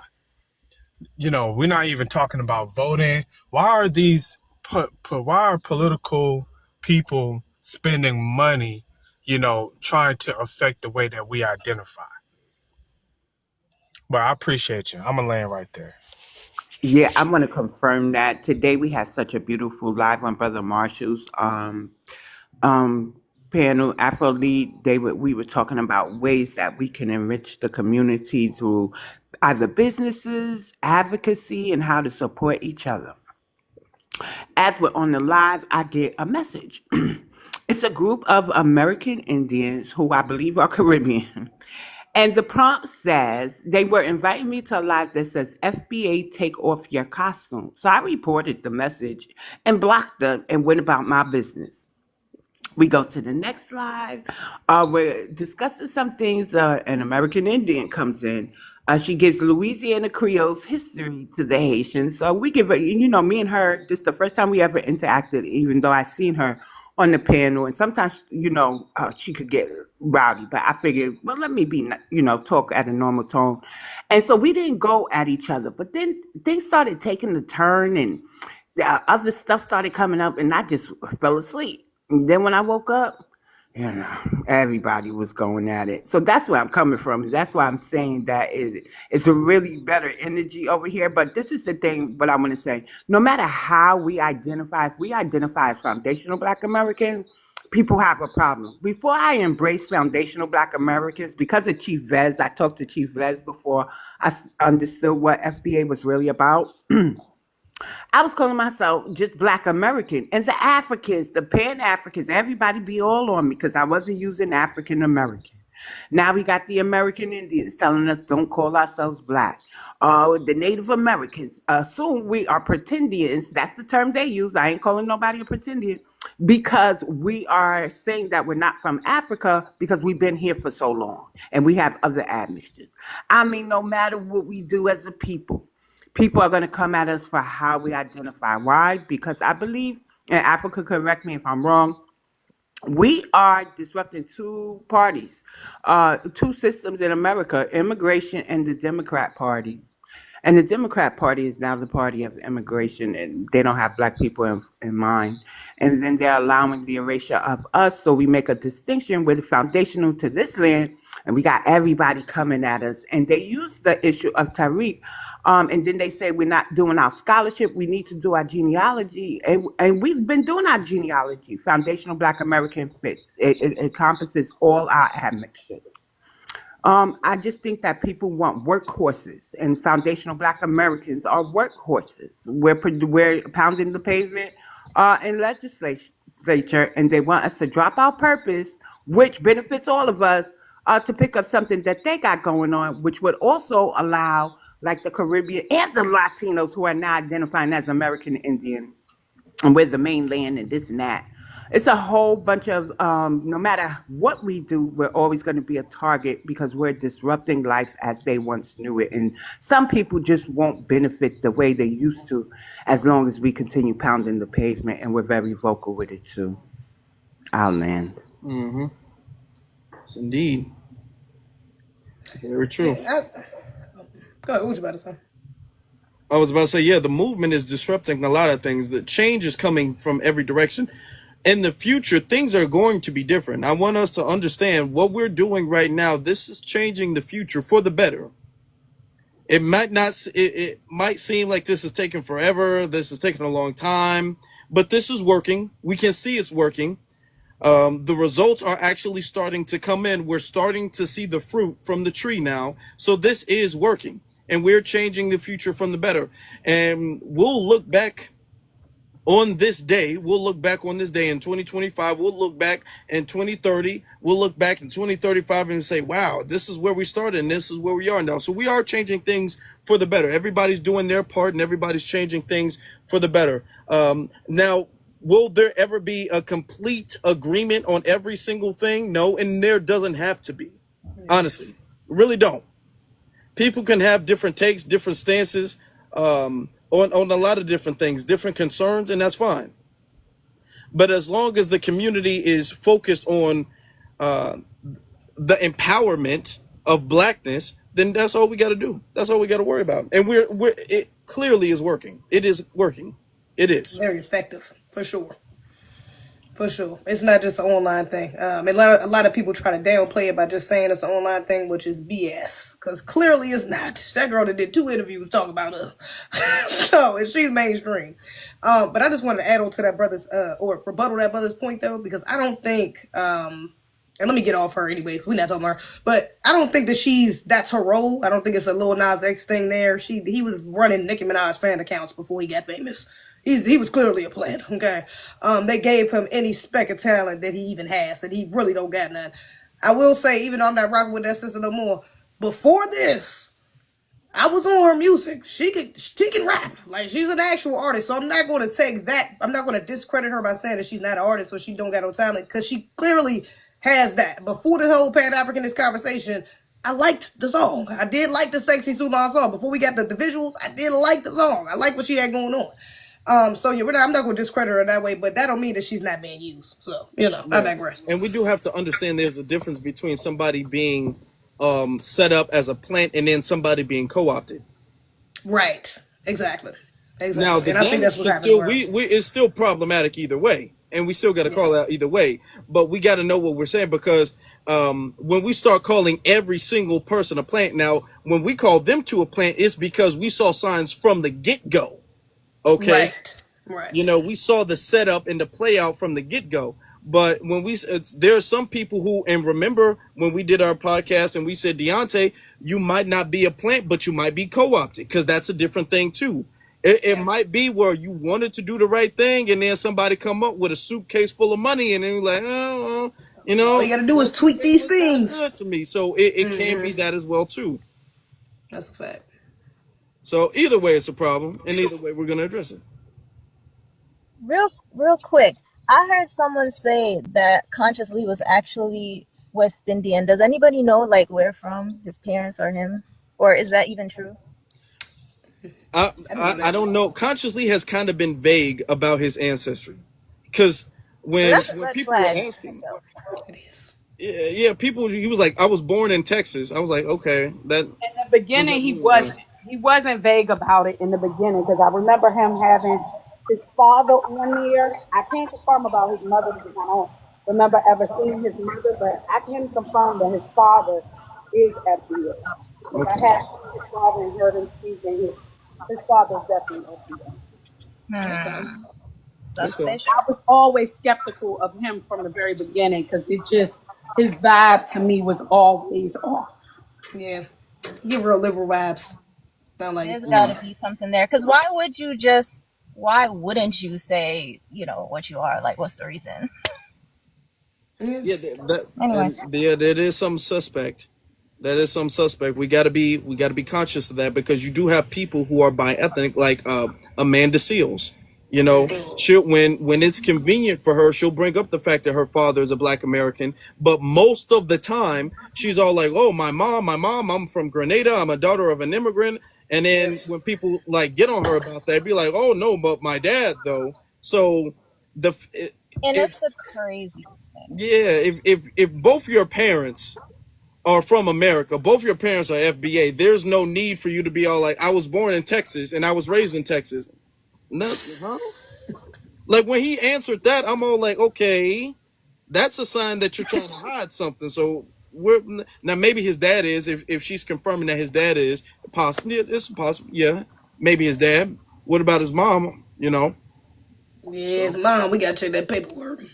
I feel like though either way, when your message has substance and truth in it, regardless of whatever his other parent is, right? To hide it to me says I don't want this to possibly like dilute what it is I want to say. I don't want people to have a reason to discredit what it is I have to say. But if what you're saying is the truth, if what you're saying lands, if what you're saying resonates and people agree with it, that shouldn't be a problem. mhm, I agree. And being transparent is always the best thing anyway. Because you don't want to come off a certain way. You don't want to come off like a saint, and then people dig something up from the past, and then there's a distrust. It creates a distrust because you weren't transparent about that, and you gave a false image of yourself. It's okay to say, hey, I started from here, and I used to do this, but now I don't do this anymore. Now I'm changed. Now I think this way. I used to think this way. I made mistakes in the past. But when you're trying to hide something, then it creates distrust, a reasonable amount of distrust from the people. When they ask you questions about your background or your family or something, and it's so vague and you don't want to really answer that. We're not asking with their address. We're just asking where they're from. Yeah. A good example of that, I used to support Pan Africanism. And then I did my lineage check, and I couldn't find anybody specifically from a tribe in Africa. And then I started realizing how detrimental it was to our people and how Pan Africans had such disdain for us. Like the way they would just degrade us and use that as like a cultural currency to other people. Like, we're nothing, you're great because you're still in touch with your African roots or your whatever roots. Just the amount of disdain they had for us. Hold on. Had to get to them kids, child. I don't think Jerry spoke though. Is that did he speak No, he that did. He hasn't spoken yet. oh okay. Yeah, we can get to him. And in the meantime, y'all, it's 164 people in the chat. We're only at 34K. If y'all could tap the screen at least until 45K, that would be a good thing. Share the live. I'll get some more people in here. You can also share it to your story. For those who don't scroll your posts but may look at the stories, they'll come in and provide their perspective. Feel free to request up there is an open box. Thank you. Hello. Yeah. How you doing? Hey, what's up, Afro? What's up, fam? Hey, Doing how Hey, are well. you? I'm doing good. I'm doing good. I just came up. I this is my first time actually calling in, but I listen to y'all all the time. And just from all the stuff that I've been seeing recently with the FBA, non-FBA, and all that stuff, I think that the non-FBA faction is really just like the Mona Leo. I think their whole thing is just about causing confusion because the FBA movement, the lineage, and the delineation is not that confusing. Everything that they say and everything that they do is almost like contradictions. Like her whole video is just like one big contradiction for what we're actually trying to do. I'm FBA. Mm. And I think they're just here to cause confusion. And there's a lot of people that still aren't hip to the whole movement. So when these people jump in and they're getting pushed to the forefront, they're making people think that this is some type of, like, I don't want to say a hate group or nothing like that, but they're making it seem like we hate Africans and all that. But really, it's just about us learning who we are and appreciating where we come from. And where we come from is America. We are American. We're not African. And I'm gonna land my plane right there. My thing, and I don't want to really get too much into this, but it's not. I'm glad you brought it up. It's not confusing. When people come up and they ask questions at this date, at this late date, you know it's in bad faith. It's not confusing. Lineage is not confusing. People are making it seem as if lineage has never been a thing, and it's a new word that we just started inventing. We just invented a couple years ago, and we're talking about lineage, and all of a sudden people don't know what that is. People be all like foundational Black American, and what the hell could that be? It's kind of self-explanatory. Like it's the words kind of like spell it out right there. you know so when people come up and act like I don't understand, like, aren't we all Black and aren't we all this and all no, that's a bad faith, because at this point in time it's not complicated. So that means you know that there's a difference, but you want us not to acknowledge a difference, and that's a problem. And this is, and here's the thing: when people talk about that's xenophobic, Deante, and consciously, that's xenophobic. No, and let me repeat this again: xenophobia is a irrational fear, hatred, or prejudice against somebody else. No, specifying that there is a difference. Let me repeat this for everybody, and I'm glad that you brought that up because it allows me the opportunity to say this. Delineation, to delineate something. By definition, if you go to Google, you go to the internet and you look that stuff up, it just really means to specify that two things are not the same. Okay, so when we say we are delineating, that means that we are our own different thing. We are our own different lineage, our own different ethnicity, something that we were told we really weren't. We were kind of like this universal lineage, and everybody else had their own lineage. And our lineage was this universal thing. And now we're saying, no, it's not universal. Actually, you guys are not really a part of it. It's only for us. That's not xenophobic. Specifying that there is a difference between two different people is by definition not xenophobic, because we are not advocating for the mistreatment of anybody. We're not justifying the wrong that anybody has ever faced. Okay. We're not justifying the wrong that people are facing right now. We're not trying to wish harm on anybody. We're not doing anything to bother anybody.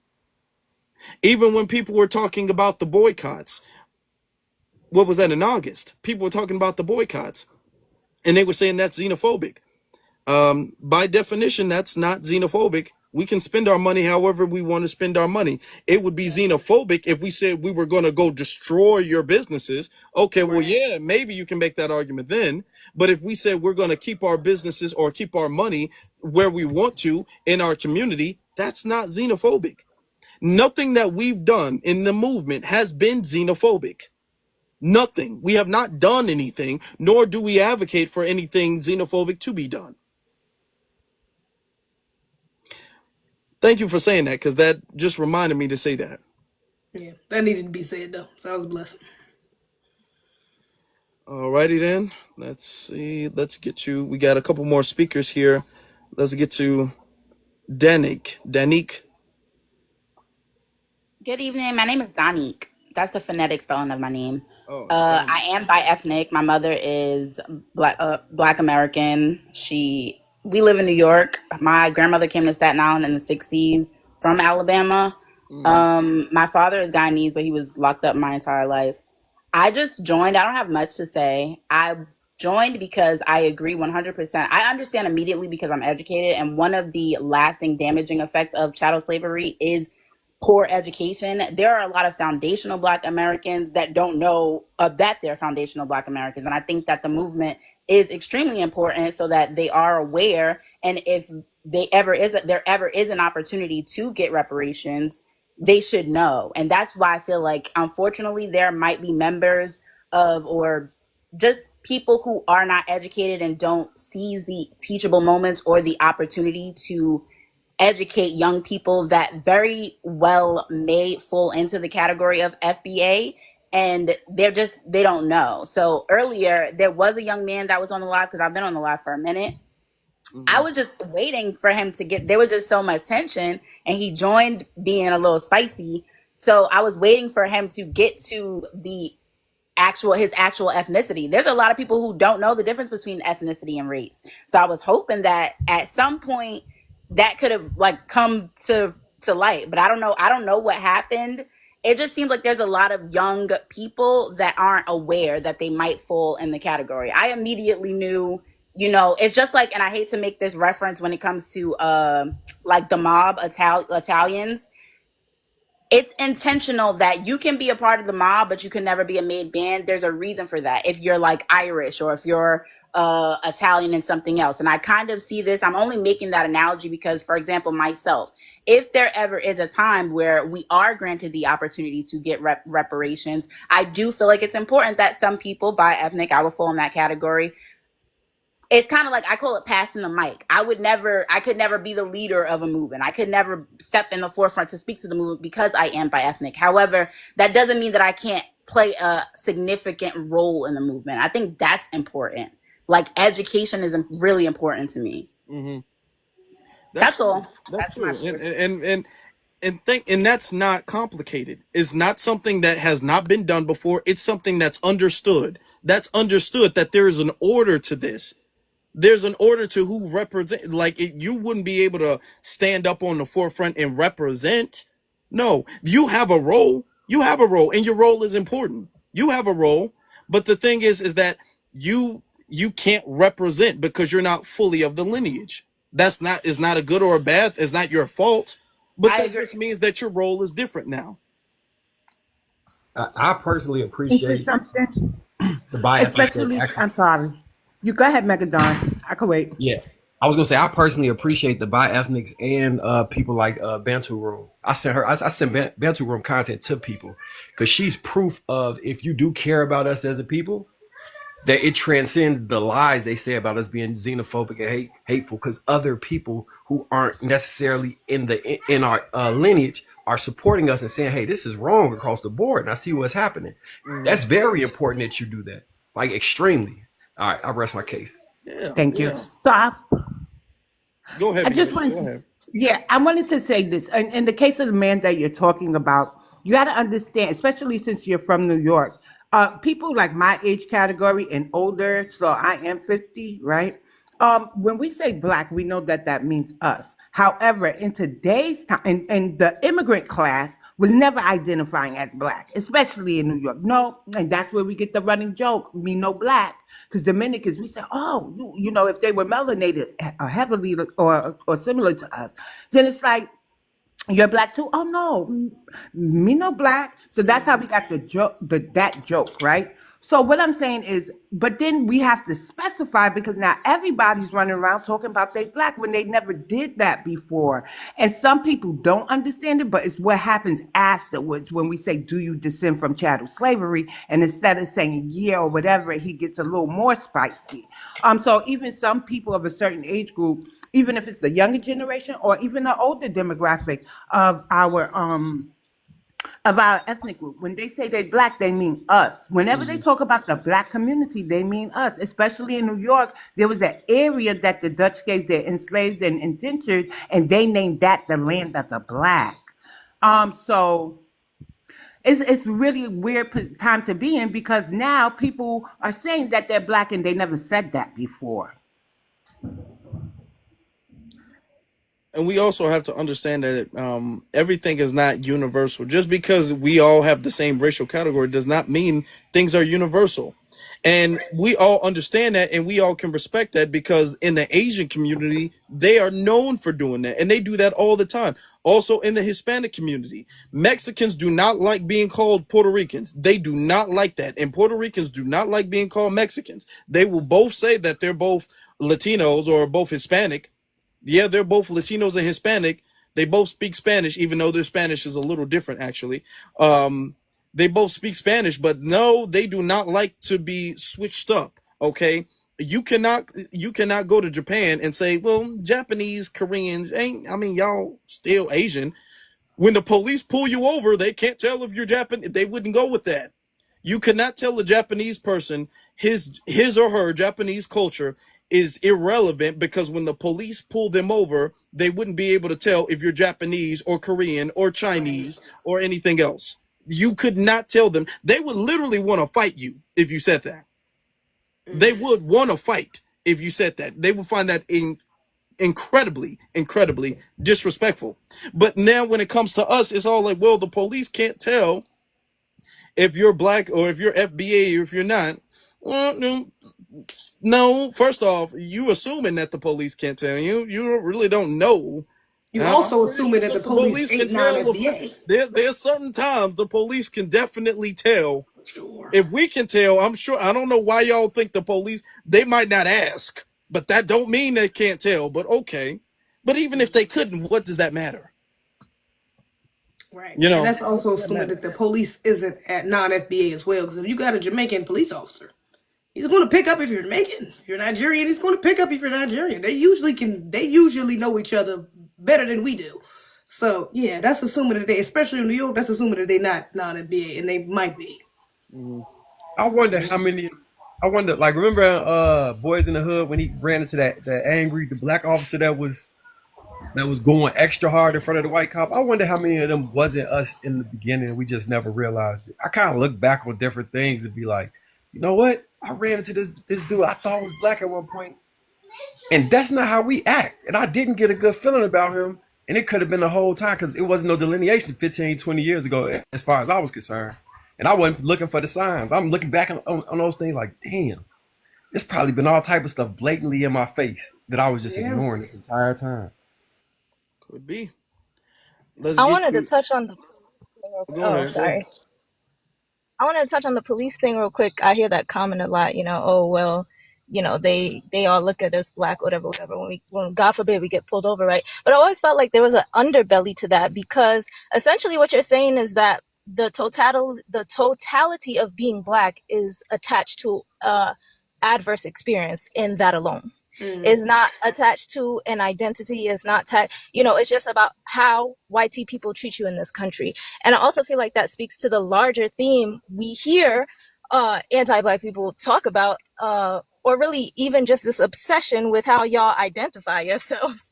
It's like they don't understand black as being a lineage and a people. It's only attached to how white people treat you. Yeah. And it also detaches us from our culture, because it's saying that we don't have any cultural differences when they know we definitely have cultural differences. Right. And it diminishes the fight that we broke every racial barrier under the banner black, right? I don't really see the work that they did, because they came over here into an already established structure and civil rights. We did that, not them. So when you just diminish everything that we did, or to police stops, then you erase our social justice advocacy. Under them braids that you make billions off of, we did that. We were penalized for wearing that. Them nursing jobs and all of that, we did that. The unions, A. Philip Randolph, the Pullman Porters. But Labor Day conveniently is given to the Caribbean in New York. All roads in this nation lead to foundational Black American breaking barriers under the term black. Our black revolutionaries, and a lot of them were heavily Pan-African or Garveyite and stuff like that. But we have broken every racial barrier, and I think that is very disrespectful to just diminish that to a police stop, or for them to now identify as it, because we're at the height of reparation. I think that when they started doing that was around the 50th anniversary of hip hop and the height of our reparations fight in this modern day, because we've been fighting for reparations for a while. Now they see it's possible, and so they want to latch on to us. hmm So Also, I just I'm gonna say dislike this. that. I'm gonna say this too. we also got to deal with, and we've dealt with this. We also got to deal with people of the lineage who have low ethnic self esteem, and they want to be connected to somewhere in Africa. So they keep trying to like reach and find some way that we're all the same. There's all this universal African connection, that lineage doesn't matter. So you have people of the lineage who be all like, and they tend to be older, and they'll be and I'm not trying to stereotype, but we know what they look like. We know how they dress, and they be all like, I just got out of jail. And I'm actually picking on somebody. But yeah, I just got out of jail. I was in jail for 20 years and I read so many books in jail. And let me tell you something. We all from Africa, man. And all of this is COINTELPRO stuff. No, no, we got to stop that low ethnic self-esteem. No, we need to stop that practice among ourselves, because everybody is first off, it's not helpful. It's not helpful to anybody. It's not helpful to us. It's not helpful to Africa. It's not helpful to the Caribbean. It's not helpful at all. Okay. And these people, because they want to be, they feel the desperate need to be invited to the cookout so bad of any other group of people. I was reading, I forgot what book I was reading before, where they say when black people, because of, and this is because of low ethnic self-esteem, the book didn't say that, but I'm saying that when black people get in like intertwined with other people's culture, black people tend to do the utmost, because they want to become like honorary members of whatever culture that they're trying to get into. So like if a black person uh watches a kung fu movie, next thing you know, he's going to work with a damn karate suit on or something like that, and he's eating noodles every day, and he's changed his name to some Japanese name, and he got Japanese tattoos all on him and something like that. Like, or when a black person he hangs around, he wants to be accepted by the Latino community, all he eats is Mexican food and all he listens to is Mexican music, and everything about him, because they're trying to be accepted by this other community. All right. And that because and that is the reason for it happens with white people too, as well too. They want to be accepted by white people. That's why you got like the Carlton Banks, like, hey guys, I don't eat fried chicken anymore. I'm one of you. Like, you have those, right? And that's because the low cultural and ethnic self-esteem, they view every other culture as something more desirable. You So What they're yeah. about when going we above give and away beyond black so they can cards? get some type of membership, or even an Those brothers honorary gonna beg you. membership into another community. You know Well, who what I about when we give invites to the cookout? Wait, we got to call it out. Well, the cookout invites have been terminated. It's only family reunions, but we give white tea people who are mediocre at best, Hmm. can never hit a dance move or sing a key in our octaves, but we're giving them, oh, they cool, they get a pass, they could come to the cookout, they get a black card. And like, what is that? The whole gingers is black thing. And Hmm. no. And There was even a to lot of that be people. There was and a even lot of to people that who used to BX. defend. There was a lot of people who used to defend Eminem with that same thing. Oh, Eminem, the best rapper ever. You just hating because he white. You just hating because he. I swear to God, I've heard that so much. He better than it. Name a rapper better than Eminem. Okay, you just saying he ain't the best because he a white man, and that's it. That's racist. And it was people getting mad on Eminem's behalf. Okay, if you said anything about him, they would get mad on his behalf because they wanted him to be in the cookout. They liked it when this white boy was wearing do rags and all of this stuff. Okay, they think other people in our community makes it cool, like their presence, you know, gives us more respect or something like Validity. that. They like other people's presence in our community, like it gives us more validity or something.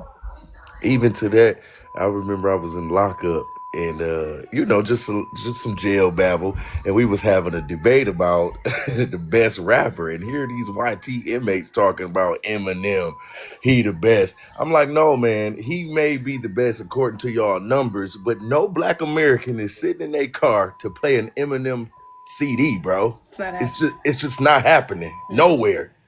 nowhere. Do I you know how think many top tens I've seen in my life by many different black people? Some I thought was bogus as hell. I ain't never seen Eminem be the number one on anybody's top 10. Never, never. Yeah. Now Hey, I'm telling y'all. there's been some crazy ones. I've seen him on the list, but he ain't ever at the top or the second, really, for that matter. And you know what? We got to double back on that.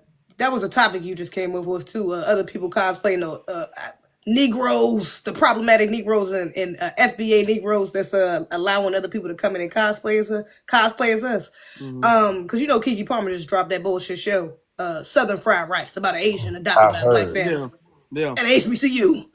I'm talking about that tonight. Egregious, but that's another topic. We can definitely double back on that. Mm-hmm. Yeah, we Well, so to hold touch on on. the We haven't heard from Kedar. Hey family, yeah, so I just kind of wanted to come in and talk about why delineation is very much needed from my perspective. I'm from Florida. Both of my parents are FBA. My mom is from Tallahassee, Quincy area, and my dad is from the Madison area. And I'm from Florida, so I had been around like a lot of Haitians, Jamaicans, and Puerto Ricans and Spanish people in Florida. So it wasn't until when I moved to North Carolina that I could not first understand why there was a disdain with some of my friends who were Jamaicans and some who were of a different background from what I was. So when I came to North Carolina, people don't understand, like, if you haven't met an African person before, I hadn't met any Africans in Florida. So when I moved to North Carolina and I was exposed to the African people, I was on that, oh, kumbaya, hey, my brother, things like that, to find out very quickly that was not the case. And that they quickly let me know that they were African or from whatever tribe they were from. And then I start to experience where some of them were at our HBCUs and our pharmacy programs, and they were looking down on me as if, though, what am I doing here in a space that clearly my ancestors created for us to be? And so I just want to point out, like, all the gaslighting from the African side and from different sides it's just not right. And that the state that it had already started creating spaces that have been delineated from us, and they made it known, because I have never heard a black person walk into a space and just say, oh, I'm black. I've always heard it come from other groups first. I'm Jamaican, I'm Nigerian, I'm this and that. So I just wanted to point that out, and that it's just been tiring to hear that they're acting like these experiences aren't happening. But if you have never been in a space where you have different cultures like that, you won't know that it exists. Mm-hmm. I'm gonna say this, and I don't know how much longer they thought that they were going to be able to get away with that before people started really collectively realizing and accepting what type of time they're on. This is the era we're in today. This is where we are today. The community has had a consensus of, okay, this is the type of energy, this is the type of time they're on. And now they're sitting up there acting like they were never on this. We know this because we have receipts.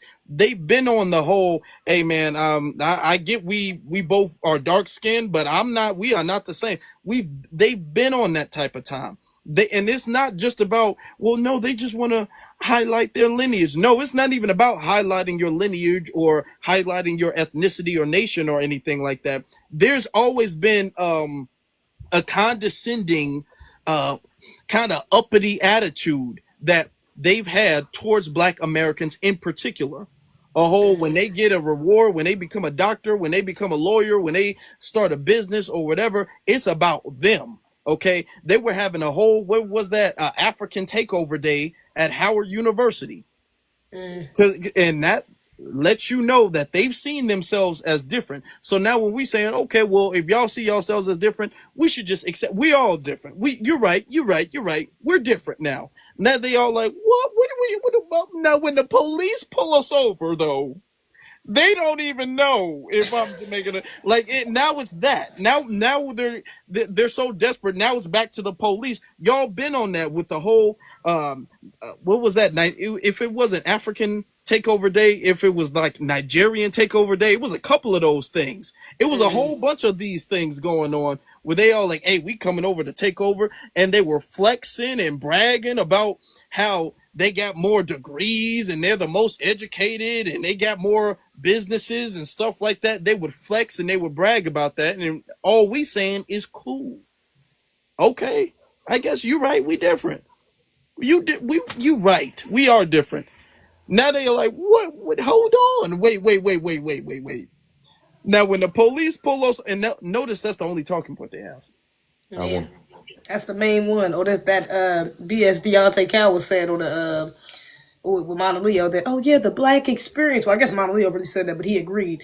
But yeah, the black experience across the globe and globally, we're all living this same experience. And it's like, no, we very much are all victims of white tea supremacy. 100%. You're right about that. But we're I not want all to hit living the y'all. same. We're not all having the same experience. I I wish want to hit this y'all with young this. woman stayed here because I wanted to piggyback off what she said, only because it's really like, They don't care if you're Jamaican, American. Hold on. I think I'm like, there's a what is back. that? Hold on, yeah, no, everybody. I was gonna stop talking if he was gonna go. But Mm-hmm. yeah, so basically what she said is very true. Like in New York, there's a lot of different, there's Africans, there's Caribbeans, whatever, and they definitely appropriate Black American culture, but they look down on us. And I just compare that to, it's hate, like in its resentment. So when you start to delineate yourself and you're like, no, Jordan's, hip hop, soul food, the things that you're going out to eat and get in order, that is our culture. So like my cousins, a lot of them will say, what is y'all culture? What is y'all foods? And then we have an answer back, it gets quiet. But there's a lot of Black Americans, like you said, they don't know what their culture is. And that goes back to not having the education intentionally. They don't know all the things that we paved the way for. So they don't have an answer back. To hit on that, I believe they have an answer back. They just don't know how to define culture. You know what I'm saying? They know what soul food is. They know how we move through our families. They know how we communicate with relatives. They just don't know how to snap back per se in that moment when it comes to having a response. But they definitely know what being black and American black is. So I would disagree with you a little bit, but agree at the same time. But I want to hit on this while I got y'all attention, because I'm just, it's blowing my mind in this Democratic ran ass Detroit. Yeah, and I'm gonna I'm gonna start letting people get their I was final saying, I'm sorry, statements. just to respond to him. I was saying there's a lot of Black Americans that don't know, not the other ones that don't know. There's a lot of Black Americans that they participate in Black culture, but don't. It goes back to what I was saying about the definitions of ethnicity and culture. There's a lot of Black Americans that don't know it is a traditional Black American thing to not want people to sweep your feet, or to eat collard greens and cornbread and white rice and ham hocks on New Year's Eve. They don't know that that is a part of their culture. I was saying, as a response to Africans and Caribbeans looking down on Black people and still participating in Black culture, there's a lot of Black people that don't know to say, wait a minute, you're participating in my culture. I got you. I got you.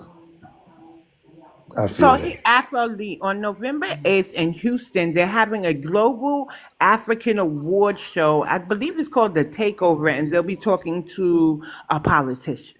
They just love taking over. Damn. I just want to hit on this real quick. In Detroit right now, they are giving a form of reparations if you can prove you're of African descent. They're giving you $25,000 towards buying your first home, but you have to be able to prove you're of African descent, and I can't prove that. I'm like, what? Right? You do see how they doing stuff over here in Detroit, man? Blowing Mm, my mind. That's insane. mm. You want to get to the last speaker? Yeah, we can. Let's get to let's who is Black Issues. Wait, no, we have Black Issues, and then I am Monica. Yeah. All right, let me read the prompt, man. I've been walking back and forth, listening, laughing. How y'all doing? Good, brother. We good. How you doing? Chilling. Now, what's that say? And consciously. What is that? What does that prompt say? It's Brother, maybe you need to take okay. 5 minutes to read All it. right. Get in the chat. It says Dan, and I can only see Daniel This and is Deante and Conscious Lead Plants, or is asking if people think they're playing. are those guys? That's those two influencer cats, right? Yeah. Yeah, I mean, I don't know. I've seen them a couple times. I don't know if they FBA or not, man. You know, but you gotta be careful out here nowadays, man, because you have a lot of All right, people who man. proclaim FBA. I was just speaking with my empress earlier about how you got everybody now claiming Gullah Geechee. Everybody's a Gullah Geechee. You know what I mean? And they I find hope out you they're from found the Africa. keys They're because you terrible. was juggling I'm good like, for damn. a minute for a minute. Daylight, I hope daylight. you found. What you a janitor or something, bro? I ain't trying to say that, but you was going through them No. keys for a second. Yo, every time I call you, Afro, I'm doing something, man. Last time I was eating candy. And you thought I was eating chicken. Nah, I was coming out, I was locking my door. I'm going to take my little boy home, man. I just, you know what I mean? So you heard me in the hallway of the building now. That's why it sounds different, because I'm outside now. Okay. But yeah. Now, I think they plants, me personally, because, guys like that who I think they cosplay as FBA. Most likely those guys are going to be plants, man. You know what I'm saying? So, I mean, like I said, you got a lot of people out here now trying to proclaim to be, FBA and saying they Gullah Geechee. You have a lot of that going on now with Now we hear the Africans car. and, huh? I said, now we hear the car. Brother, your surroundings are very loud. This brother got the loudest surround sound on his phone I've ever heard. I'm hearing everything in HD. Hey, yo, this is an Android, so you can't talk shit about Androids no more. Okay. Well, let me drop down. I ain't gonna drop. I just, I'm muting. No, Let you guys go. yeah. You're right. Yeah. I'll come back up in a few. Leave me alone, Afro. Leave me alone, man. Okay, I got you. Afro Lee, can I address something? Because I see that Denique stated it and somebody else in the chat about Black Americans and our culture. The way that I took it is that they said because of the Great Migration, Black Americans had lost their culture. So I'm gonna just say this I as a didn't say that. Northerner. That was somebody in the comments. I No, have to I correct know. you. I She's just said that. addressing the I just comments. said that. I know. So I just want to give this. I just want to give this. Though as a northerner who would travel to the south with my granny, we do, and even in the north, if you don't even travel, we do have some customs and and aspects of tradition that you could find in the south. So we do have family reunions in New York. We do have big family dinners. At one time, the church was feeding us, meaning you could go to the church and get a good soul food meal, right? So I think it's important not to make such a blanket statement because we really didn't poll everybody. So if I disappeared for 2 weeks, maybe they just thought I was punished, but I was really at my great aunt's house in South Carolina. Like, I don't know, because there's a lot of us who did make trips to the South. And my granny took me, like, when I was 3 to live in the South with her and her husband, but she had to send me back to New York when they started unaliving the children in Atlanta. My granny was very like, oh no, she's gone now. And so I kind of lost my connection. However, I moved down there in 2016 with one of my children. And my children just know that the South holds a lot of our culture down there. So we do hold certain practices and cultures, aspects of the culture in the North. And we do have family reunions and big family game nights. And we can see families dressed in their Sunday best to go to church and stuff. So I don't know if I kind of like that statement because it's like too And general. our one thing I gotta say and gotta make 100% clear, our culture, we have a lot of great, rich culture in the South, but our culture isn't relegated to the South. Let's be very clear. Like there, when we come, when with the Great Migration, when we went to different cities, we created different cultures that were in those cities. Okay, Chicago has its own culture. Black Chicago has its own culture. Detroit has its own culture. Okay, LA has its own culture. Even if those people originally or their ancestors originally came from the South, when they went to a new place, they developed a culture. And there's aspects of Southern culture in the cultures, but they developed a different culture based off of the environment and the politics and what have you, with a little Southern admixture. But Detroit culture is not the South culture, but it's Detroit culture. It's different from New York culture, different from Chicago, different from Cleveland, different from LA. So when you say we left the culture, no, we're still connected, but there's, with the Great Migration, now there's an expansion of it. Yeah.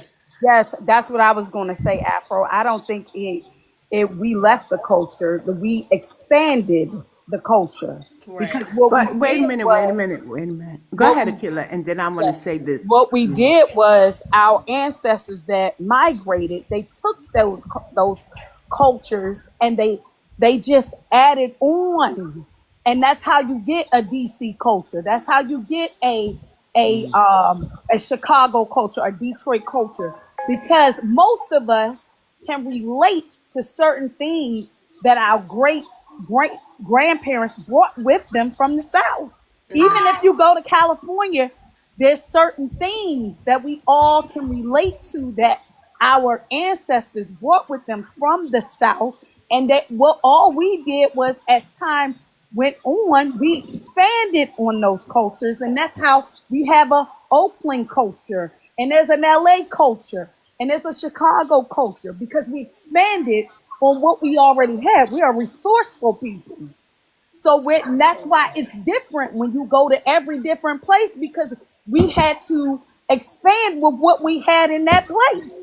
Mm-hmm. Right? And so that's why when you go to different places, we speak different languages, but the basis of who we are comes from those same roots, which is why soul food is the same. Which is why Hear them tell it New York can't cook. no, they can cook, That's because hate. They're just I had haters. great That's uncles really in it. Yeah, New they York that really do hate us. I went and Yeah. visited all the time, that cook great soul food. While I But Yeah. was here, so we just expounded on those I traditions gotta and make sure added y'all to going in our the restaurant. culture, and that's the uh, difference. So I want to say okay, this can I though. add When you, to? one moment, Monica, because I got to say Okay. this too. So what we're entertaining really is that there are like Northerners who ancestors were enslaved by the Dutch that don't connect to the South, right? So we do know, like in New York, 11, they say Africans came with the Dutch here and mixed in with the indigenous and stuff like that. There's still Seneca Village descendants that live here. I have a branch in New York and New Jersey that was enslaved by the Dutch, but I also have Southern grannies who are migrant babies. My goal is not to erase the ancestors who built New York, who built New Jersey, who built Philly. So I kind of, I understand the South and the significance to it, but we also got to remember the ones who built the culture. Because New York, if we were here since the 1600s and nobody started migrating here until the 1900s, that's like damn near 300 years, a little more than 300 years. And then the South started migrating up, the Latinos, the Caribbeans, and it's just like they're getting erased here, especially in New York. Mm. It's just I'm trying to stop that. So I get what everybody's saying, but let's be mindful that sometimes I think that we have people who may not even connect to the South. And I seen a man saying that on Twitter. that's true. Absolutely. Yeah. But this is one thing a lot of people fail to realize, and I'm one of them. That there has been two sets of the Great Migration. So a lot of people who migrated from the north to the south in the late 1800s, early 1900s, yeah, you got those. But then you got another set of those who migrated from the south to the north from the 1950s, like from the 1950s to the 1970s. So the person who made that comment, talking about, oh yeah, they just don't know their culture because of the Great Migration. I'm like, no, because I'm one of them. Even though I'm in Missouri, but my grandmother came from North Central Arkansas.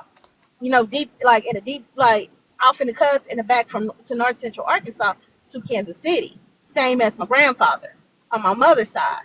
So with that being said, I cannot be so far. I'm not far removed from the South because I because of my grandparents. I was one of those kids that they make fun on Facebook who you can tell by their cadence, their mannerisms, that they was either watched and babysat by their grandparents or their grandparents raised them from the way how they speak, their cadence and all that.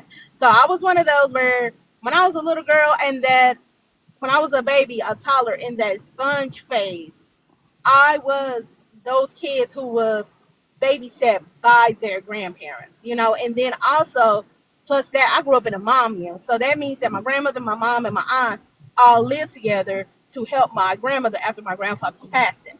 So, You can't. And what she just said made a broad statement. And she was like, well, I get on social media and I see a lot of black people say so many that says black Americans that say they don't have culture. Here's the thing, like what the previous person said, a lot of people do not understand the concept of culture. Not I believe we have a culture because unfortunately I took a lot of sociology classes and I know what a culture is and I know the concept of culture. We have culture. We do. And but as the same token, they're not that disconnected from the South. It's just they haven't been in the South to get fully reconnected or have that southern grandparent that get them fully connected. However, they still connected because it's the root. It's the root. You cannot take away the root. You cannot take away the root. Like they said, you got to get to the root problem of things. You cannot take your root. You cannot take the root of that culture. Okay, because like they said, like I bet you a lot of people don't know what burn-ins and two-step is, and the two-step is, but I do as a black Kansas Citian. I know what that is, you know. So you have to understand, they're not far removed. It's just that there's a thing called subcultures in the Black America, Black American community. Like we have subcultures, aka the Oakland Black culture, the New York Black culture, the New York Black American culture, Philadelphia Black American culture, Detroit, Chicago. We got so many subcultures in the city. Like the Black culture, Black American culture is so it's expanded. Not only is at the South, but it's at the North. Is that there's certain things that I will get that BX would get, BX would understand, or anybody else that would understand, which was the core things, the little core things that was passed from generation to generation to generation. But however, we had adapted to whatever cities that our grandparents, our great grandparents, our great great grandparents had landed on too. So we are like our culture is so deep and so vast, but like I said, a lot of people do not understand a concept of a culture. But however, if you go with our traditional cultural mores and morals and things like that, I bet you those Black Americans that you said that you seen on social media, to that person who made that comment and made that comment to me that you see on social media, I bet you they will understand the mores. I bet you they will understand uh our cultural norms, our cultural mores, our cultural mores. Like they will understand that within the quickness, but it's so practiced that they don't see that it's culture. That's why I said they do not understand the concept of culture.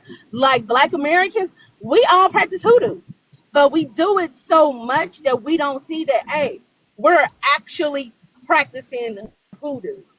We do so much stuff, like we don't see it. Think about name on the panel. Say one if y'all ever washed our clothes during New Year's. Now, hold on. Are you saying that they don't know our culture though? Or like other non-FBAs? Or you talking about FBAs? No, one lady said that Black Americans, there's so many Black Americans that she's seen on social media that said that they do not, they don't have a culture. What I'm saying is, to me, like our culture, like culture is so practiced that it's your everyday stuff that you don't think that, Okay. oh, this Yeah. is part of my culture. Like that's why I say they don't understand like the concept of culture because it's so heavily practice. Normalized, kind And of that's why, desensitized for to it. example, Yeah, I yeah, see what you mean. it's so normalized. We don't see that it's culture. That's just our Yeah, that's what I everyday. was kind of That's just saying. everyday. That's what I was kind of saying Yeah. when I was responding to her. I'm like, we practice it so much. I just don't think they put it into culture terms. You know what I'm saying? Right. Yes, yes. And that's why I use hoodoo for example. Like if you are a Black American that went to a Black Baptist church, that went to an AME church, that went to a Black Pentecostal church, Black person who went to the COGIC.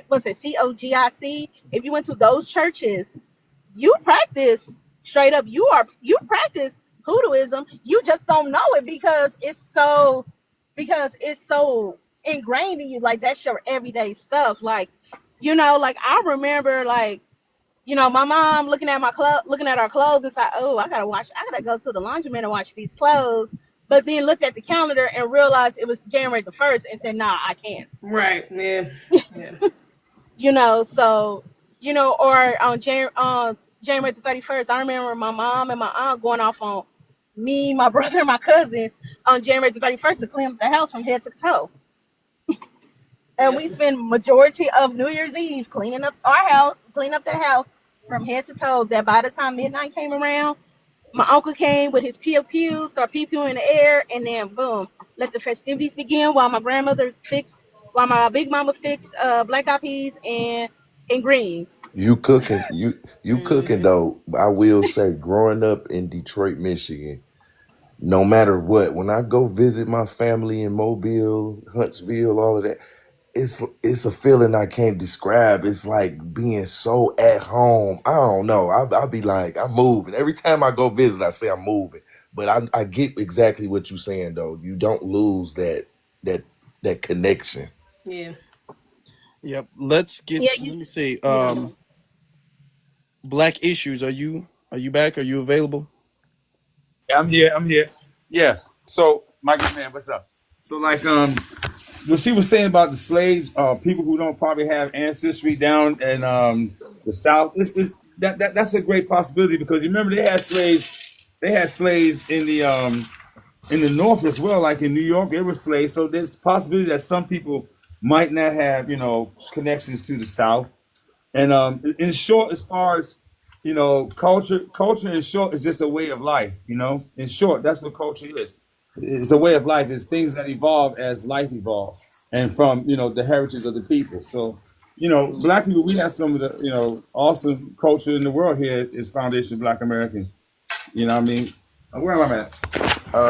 Right there. Yeah, y'all guys always catch me doing something, man. I, Man, I this wasn't man is expecting. counting his quarters right now. He emptying his pockets. I swear to God, you ain't never That's lied that time. this man. Now This you man's right. on the move. I respect it though. Hey, I You respect right, it. he Afro. funny, man. I He look, I'm funny. getting gas. I was trying to take all the change out of my pocket, man. You know what I'm saying?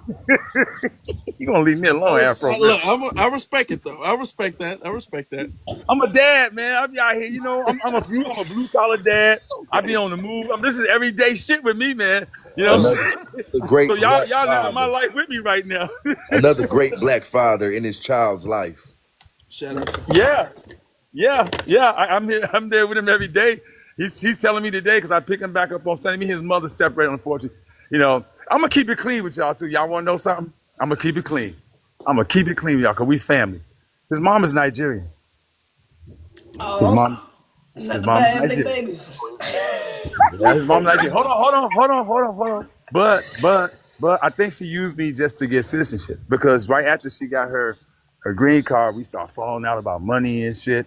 And then, I helped her get this job at a university. She's very smart. She has a lot of degrees. Matter of fact, she's going to Howard right now for a PhD. She has a master's degree in uh, business. She has a master's degree in education. She's a smart young lady. Don't have a lot of urban sense, but a lot of academic sense. But I think right after she had, we had our son, and right after we went through, my father passed, and he left us back a little inheritance. So that inheritance helped me to afford the lawyer and the immigration shit because that shit is very expensive. And so it's like right after all that happened, man. And I got her. I helped her get her first position at a university, a private university, where teaches English to diplomats, children, and people like that, and also grown diplomats in Washington D.C. here. We started having problems with money, man, and like she wouldn't help me out, like really, I had carried the load for like 5 years because she wasn't able to work in America by her not having no citizenship and all that.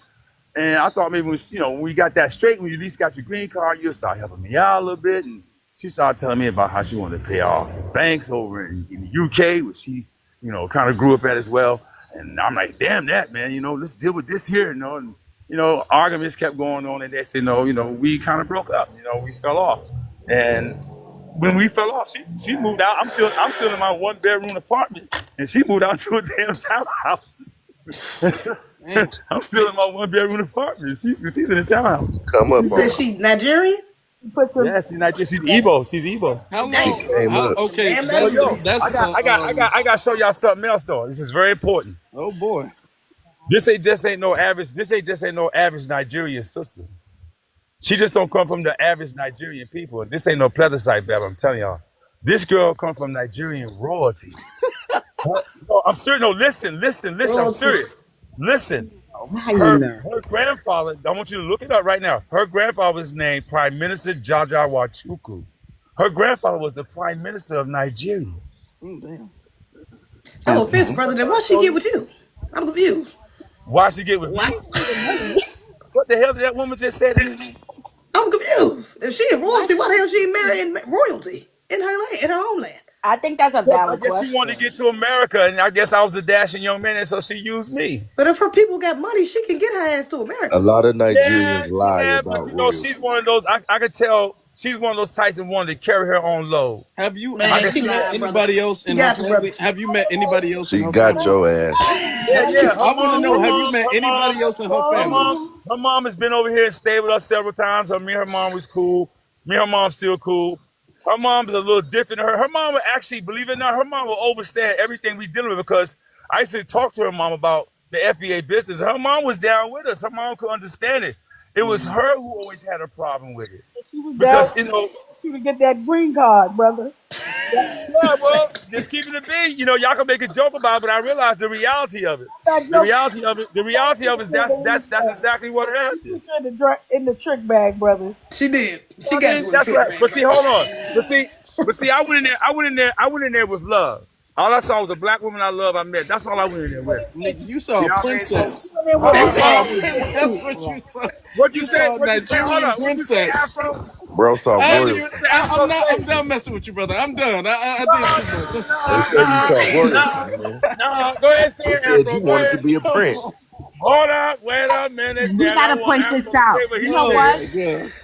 Black Uh-uh. people, black Americans are the Uh-uh. only ones who see everybody as black. But they come here with ulterior motives. Well, I can't say Yeah. all, And see, right? I They wasn't are up very on it like tribal that. with us, and we're not tribal with them. We get, Right. I wasn't yeah, up and on it that's like what it that. sounds like was going on. But I think they got you too. They got me. No, they don't can't get it, Yeah, goddamn it. I got. I mean, it's obvious. I'm in a one bedroom, she's in a fucking townhouse. I got. Yeah. Okay. yeah. Let me ask you. How old are you, sir? How old am I? Why Hmm. supposed to be your father? I don't know, cause my daddy is 60. Is 64. Oh well, I'm supposed to be your daddy. I'm 61. Okay. So with that being, and how was she? And how old was she? She's a young thing. She's now 42. Yeah, you got caught up in a romance scam. Man, she younger than I you, did, I did. brother. No. Honestly, Damn. That I was a mean, romance I scam. look. It was a whirlwind romance. We really got tight with each other. I thought she was there. You know what I mean? You On got some tied to a She form of still got you romance fooled, scam. brother. say You gotta what? check that. I said she still got you fooled, brother. You gotta check that, man.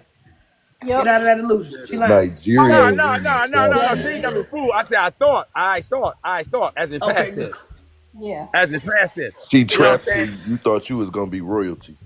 No, goddamn, everybody try to be no damn princess moon the boy. Go ahead with that bullshit. I was, I was just in love, my nigga. You know what I mean?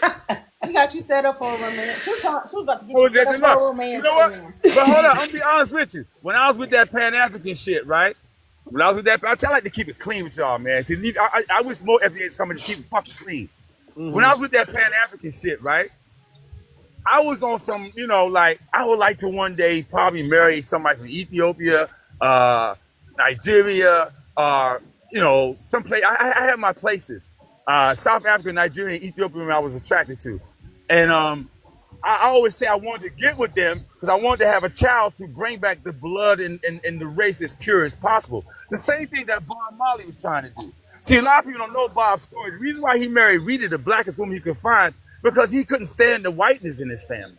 And Bob was trying to blacken He the got race with that a way. whole white I was woman. about to say, I don't know about that one. Won't no You know, No, all woman one no love. cry if no, you got a that's white not woman. He's No, not wrong about Bob that. Marley. He Bob did get Marley a white married no woman, white but woman. it was You're first. talking He was about with Cindy Rita first. Breakshear. Cindy Breakshear. She's Lebanese. That's who he had She dating. YT, Lebanese. She YT. Yeah, Yeah, but that's United that's States. That's he white didn't too. marry her. He didn't marry her. That was a mistress during the time he was married to Rita.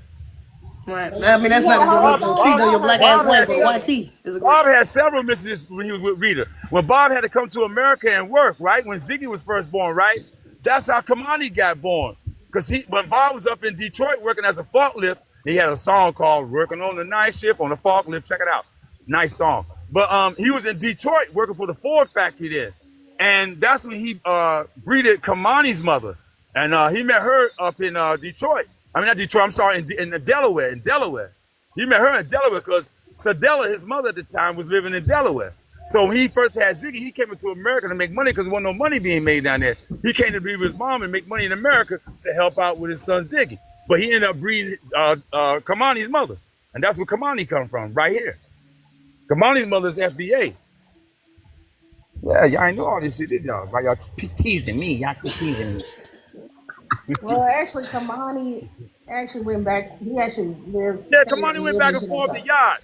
Kamani went back and forth to y'all because Kamani can speak patois really good. I can speak patois. I can chat patois. Y'all think I'm a Jamaican.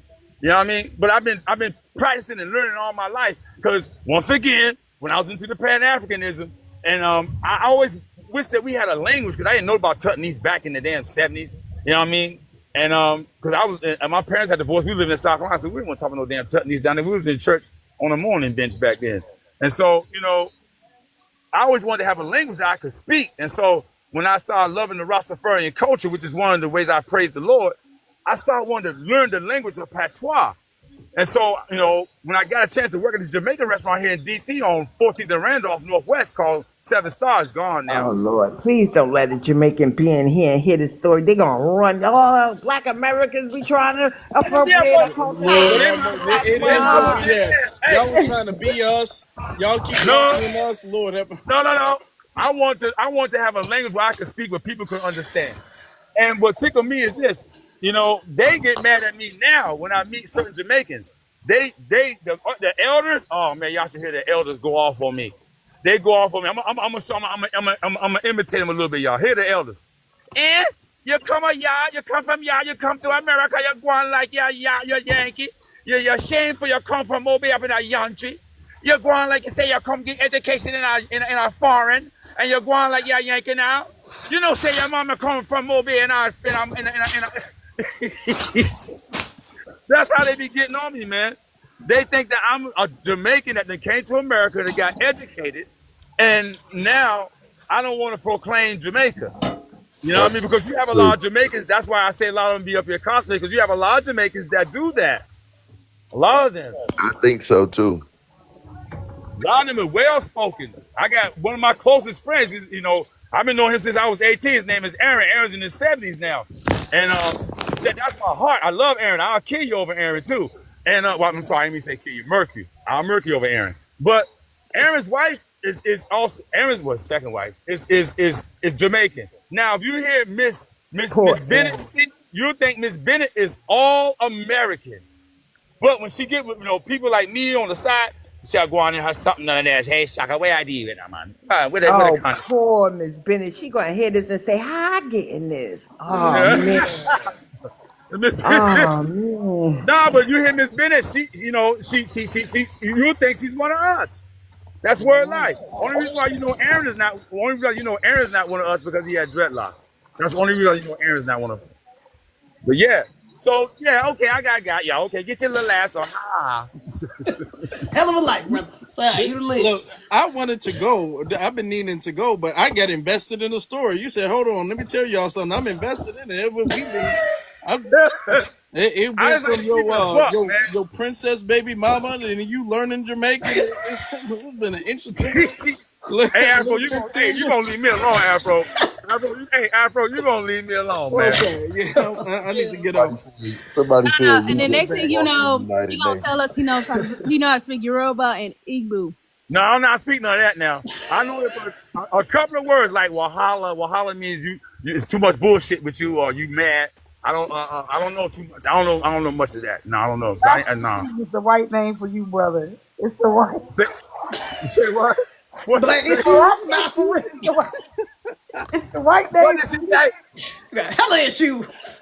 Black ass issues. Say change it from black issues to hella issues. No, y'all they all black issues. Hella black issues. Hella black issues. There you go, baby. Hella black issues. Yeah. Y'all stupid. Hey, Afro, cut it out, Afro. You're gonna leave me alone. I ain't even saying So nothing. you got bringing up You was about to. I saw you. You was just to about make to. it light again. Just to make You it was light about at to. the end of each live, you need to bring him up because this brother come Afro up always, with Afro crazy always stuff. bring me up, man. I give him props for that. He always bring me up. Yeah. He always bring me up. Because Afro know I'm gonna kick knowledge, I'm gonna kick it real, man. You know what I'm Mhm. saying? I'm gonna kick knowledge, I'm gonna kick it real. You know what else that need to be talked about? I have realized something. There's low key there is a pipeline between Pan Africanism and delineation. Mm-hmm. There is a pipeline. Low key, yeah. I think everybody been. Even if you was a Pan African, a lot of Black Americans been like Pan African adjacent. Like you grew up Yeah. with some sort of ideology that's in the realm of Pan Africanism. That's Oh kind of true. yeah. You had I to. did as Come on, it I was did all when in I your was a little Thought that I family. girl. was Pan African before. I definitely agree with that. Yeah, You had to. My Halloween We all was costume. into it. Back during My the self-destruction days. Back when we was all wearing the kente cloth, and back during the self-destruction. Never did that. I Self-destruction. can't relate to that. The you kente know I'm what? talking cloth, about back no. during the conscious And the rap cheap era. Even dashikis, then, they never. were starting to get into the Pan Africanism. We all I, at some point I'm had some talking more like involvement with it. education wise, yeah. because that's more what you'll learn I went about I, formally. And school Yeah. true too. I went to a Well, so yeah, you talking called about back during Black American Studies or Black History yeah, schools. like I went to a so called African centered high school. That high Mm-hmm. school that was Pan African themed. Like we had the Mayat, we did griot, we did this, we did that. Mujaba. Yeah, we was like African centered. Like I went to a high school like that. Then also like I remember as an 80s baby because that's when the Pan Africanism really was kind of big in the in the Yeah. 90s. I was a 90s kid. So I remember one Halloween I dressed up like an African princess and said it with my whole chest. So you was walking bold with your head up high, huh, girl? Yes. Yes, with my kente cloth saying Hey, trick or treat with hey. my kente cloth. It was like trick or treat. They said, "What are you?" And like I went out to the suburbs, so they were like, "What are you?" I was like, "I'm a princess." Because the mama was Mhm. like, "I'm glad you said it," because she was like, "You would tick off all these peckerwoods if you say you're an Mhm. African princess." So I was like, "I'm a princess." Yeah, I was. Yeah, and Them crackers looking at you like you was crazy. hmm and so yeah, I remember like having like little figurines of Come on. ancient African attire, with the head wrap and the pail of water on the head. Like I remember my house was like that. Like my house was it was very pro black, but it had like elements of Pan Africanism in it. Mhm. But see, the thing about that is we stay dormant to the disdain of a lot of brothers and sisters from Africa. And now I'm gonna tell you now, the Caribbean people, they kind of just joined in with that African thing because they really wasn't on that like that. We kind of got along with them jive like, but now all of a sudden now, since we've been having this delineation, everybody's, thinking that we trying to be divisive because we just want you to respect who we are. Now all of a sudden, you know what I'm saying, all these Africans coming at us, and then all of a sudden the Caribbean just start coming in with it. I ain't never been back in the 80s, man. We party with them. At a club in here called Kilimanjaro. Do your research. Man, everybody was at Kilimanjaro, man. That was the joint in DC. And we didn't have no problems. We used to meet up and, drink our little liquor, smoke our little ganja, eat our little food before we go in the club, because everything expensive in the club. And then, you know what I mean? It was like all bunch of, like, American, Trinidadian, whoever, you know what I'm saying? I don't know when the Caribbean got in on the you all being divisive shit because they never really was on that shit. But I know Africa now, they always had this thing for us. I mean, going back to the 60s, they always had a problem with us. And see, what it is, we just wasn't paying no attention. And now we start paying it some attention. We start addressing it, and then we do our delineation. And then here's the big caveat. Then it's money behind the delineation. Oh boy, now here's the problem now. Oh, you niggas trying to get some money. Oh, no. You can't do that because we part of y'all too. And now all of a sudden we being divisive because we saying, no, y'all can't be a part of this money thing. You know what I'm saying? Because y'all ain't from our lineage. Now we're trying to, now we're xenophobic. You know what I'm saying? So yeah, man. Brother, your sound effect, when we followed you from the house picking up your son to the car, to the gas station, back to the house, and we've heard every bit of it. How you know I just got back in the house, Afro? Brother, how you mean? What you mean? How I know? I know you Hey, just got back Afro, in the look here. house. I heard Let me you tell you walking something, though, down the man. hallway, Look juggling here, the you little keys, young, opening look the here, young door. whippersnapper. You gonna leave me alone, you little whippersnapper? You gonna leave me alone? Afro, you over there having a I'm having a ball right now. I really am. Afro, you gonna leave me alone? How you know I'm back in the house, Afro? I hear it. So I we hear you. all I'm know you like, this back in the brother. house. We all Okay, know he you left the back in the gas house. station. He back in the house now. Look, I know. Watch him start cooking something in a minute too. We gonna Hey, hear no, this no, quick. no. He See, gonna I be ain't gotta chopping cook something nothing, up Afro. loud I in the ain't gotta cooking cook. room. The wife already, well, the empress, she already cooked that. She done cooked that now. I done ate. I did look in the refrigerator just now, so if you heard the door shut, that was the refrigerator, Afro. Okay. Okay? God damn it. I gotta liven a little bit. We gotta wrap Yeah, this we up. do gotta wrap things up. I've been saying that, but Hey, I this love y'all, this been man. I love you too, a Afro. fun little family moment right It here. This been a was. fun little time, man. Fun little time. Yeah, man. That's what it's all about, family, You man. got wait. You said you got a new princess, brother. I ain't gonna look, We need Afro. to Look, talk. look at. No, Hold she that. ain't new, Afro. She Do kind we of need old. to talk, brother? Now, it's time to get off the stage. Goodbye, Afro. Okay. This man You falling. supposed to be shutting it down, That Afro. was You supposed to be good. shutting it down. Okay, Leave her hold husband on, so hold on. much I gotta say already. this. Look, So the we'll do first that one was the family hour princess. tomorrow. The second one is I the got something to tell you empress. about that too. Okay, look, I ain't hating on you. He got good taste, high quality. I like that. I got something to tell you about that too. I'll tell you tomorrow. Okay, yeah, we'll I'll talk tell about you it. about We'll that talk today. about it. All right, You're gonna trip out too. all right, all right. Yeah, but we do gotta wrap things up, though. We do gotta wrap things up. Damn, I got some of the solid ones in the queue. I didn't even notice y'all was in the queue like that. Damn. We'll let y'all go for 1 minute. I'll let you go for 1 minute, just real quick. 1 minute.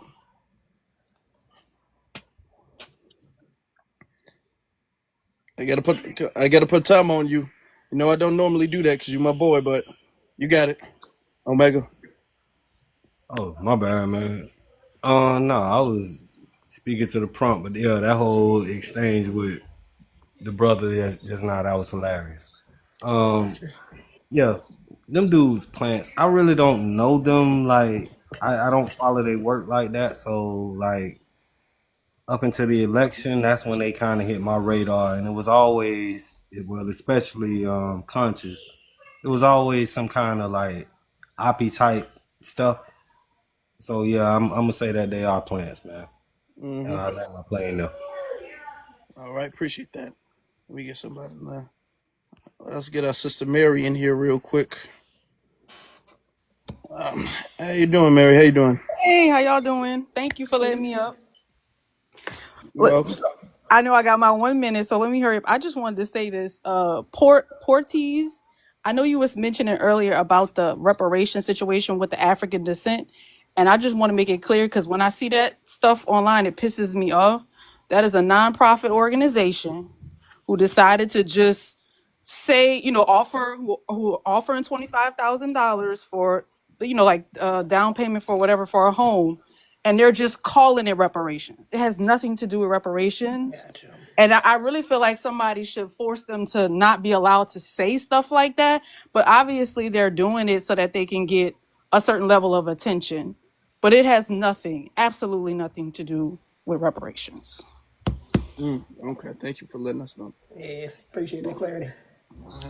All It's right. been a good one. This was a good one. This I like was. it. I like this one. I like this one. If y'all want to listen to the playback, y'all need to follow for the culture. That's what y'all need to do. First off, y'all need to follow for the culture just to be up on game on everything because we've been on game. We've been saying something about them too. Okay, months ago. Yeah. All right. So if y'all not following the culture, y'all behind. Okay, y'all need to get up on game. Y'all need to follow for the culture on YouTube. That's what y'all need to do. All right. Deezy, do you have any closing words?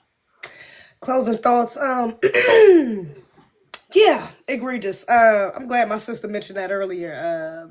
That honestly, it's a sign that what's happened, the delineation movement. I don't know why I'm having such trouble with that word today. Is it's very impactful. It's not just an internet thing. It's not something that people just want to say, oh, you FBA niggas just online and y'all are just bots and y'all are just Tariq followers. It definitely shows the impact when you got people like them getting possibly paid. We don't know, all alleged. But what it seems like they're getting paid to be Democratic shills, and you got people, artists who are mainstream going up on platforms like the Breakfast Club to address the criticism of us on a grassroots level. That shows that it's not just an online thing. This is happening everywhere. Everybody's starting to hear the same sentiments. Everybody's starting to feel or starting to see the same things that's going on. And it's all leading towards delineation. And that's something that they are trying their hardest not to to combat. So yeah, of course, these ain't gonna be the only two brothers we see, especially as we inch closer towards this election, towards the next election. God, I can't even imagine the shit they about to pull out the woodworks for the upcoming election. So yeah, it's just something to look out for. We got to be careful, got to be mindful, and don't fall for the trickery like you know what I'm saying, like I did. Honestly, I was fooled, disappointed. She got me, Mona Leo with that sexy suit line. Is what it is. We can't get it right all the time. So yeah, just be mindful because they're gonna try to use our language to pander or to grift, but we got to be careful. All right. Yep. Thank you very much for that. Shout out to all of the speakers. I appreciate y'all. Shout out to everybody who liked, who gifted, all of that stuff. Thank you guys so very much for that. BX, can you do us the honors of closing us out, please? Oh, and I'm going live tonight. Shameless plug. 8:30. Tune in. YouTube, TikTok, where at? Bantu YouTube. Room, you have a good one. You keep doing a good job, Bantu Room. I be seeing your content. She's solid. She's solid. I looked at her What's page. the room called again? I think it's called Bantu Room on you. Right? Oh, she's here. Oh Okay. yeah, I think I've seen that. Yeah, You yeah. do YouTube videos? Does she do YouTube videos? Yeah. Mainly, yeah, YouTube. I don't know. I'm gonna find you on YouTube. I'm looking at the channel. Hey, ZZ, what you say yours is called? Just click the link in my bio, baby. ZZ Rants. Same on everything. By the way, You it's just go- the We end of waiting on such your a live, positive ZZ. note. It's gonna be on this or it's gonna be on YouTube or It's what? gonna be on YouTube. Mm-hmm. It's I ZZ know, Black. Rants. Bantu, Where what she did you All be right. say? saying that? Good night, Hold Denise. on, I'm trying to Say, listen to I this know, thing.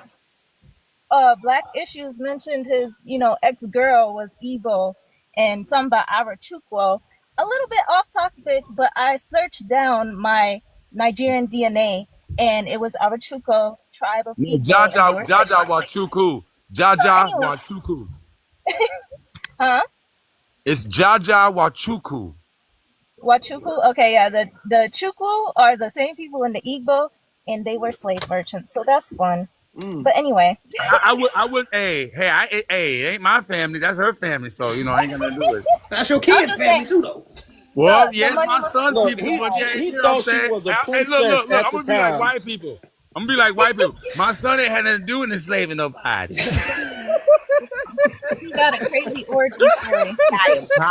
He Diabolical. ain't but 8 years old, about to turn 9 on November 15th. He don't know nothing about that.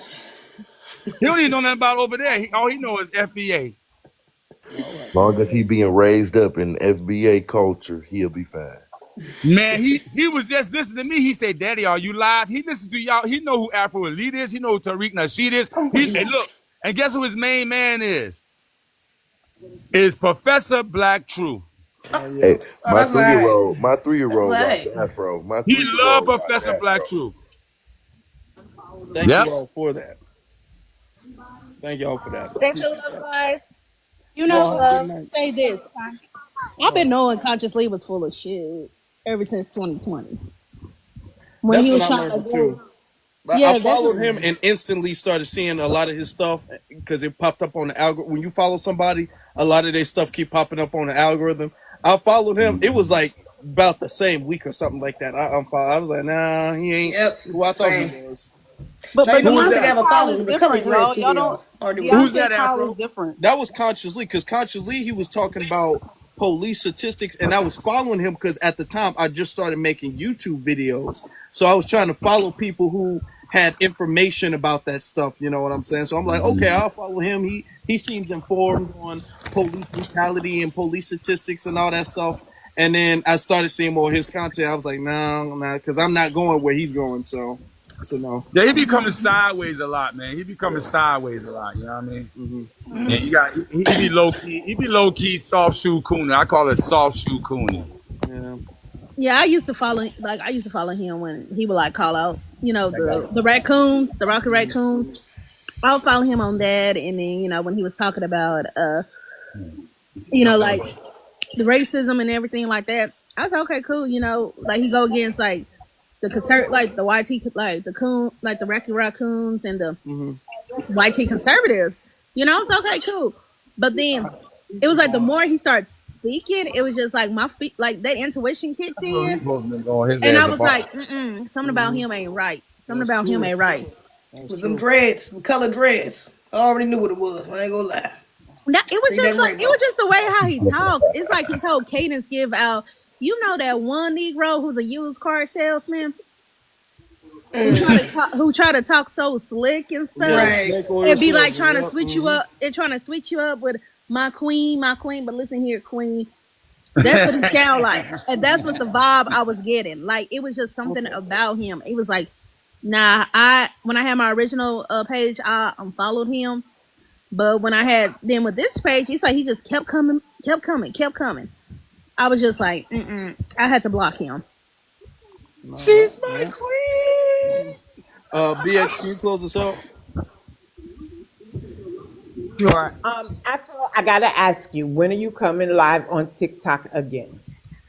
Yeah, Uh, man. Nobody know when y'all come live, man. You just have to be up here rolling the dice, man. You and Reek, man. What kind of shit y'all on, man? Y'all know old people ain't got time. We got to go to bed a certain time. The hell is wrong with that y'all? is true. That is true. We be popping on in the day, in the middle of the night, every two Yeah, man. o'clock I in just the have day, to every four Yo. o'clock in the I evening. go on your You, thing all the time just to see you up there. So I said, let me look. I checked Tyreek, I checked Afro, and a couple other people. And and I checked. I said, oh shit, he there for real. So I just stayed. And that's why you caught me off guard because I was doing other shit. I figured you had a full panel. I didn't even know I was up on there. Then I heard it, black issue, black issue. Then all y'all started jumping on that nigga. I said Black Issue reminds me so much of yeah. my daddy. So, oh, damn. Now Can I gotta go call my father. Thank you a lot, Black Issue. Now I gotta call my Yeah, daddy. you better call. You damn right. Call y'all father. You always call your mom. You don't call your daddy. Well, I mean, my daddy's a talkative person, and me and my mom, we like to gossip. Well, So, wait a minute. So hold on. Wait a minute. Hold on. oh, You just said you and your mama like to gossip, but your daddy is talkative. Now show me the difference. okay, my daddy be talking about some crazy stuff and just off the wall stuff, And a lot of, and he's like a conspiracy theorist, like because he's a Jen Jones. He's a boomer, Jen Jones. So Wait a minute. So hold on. How old are you?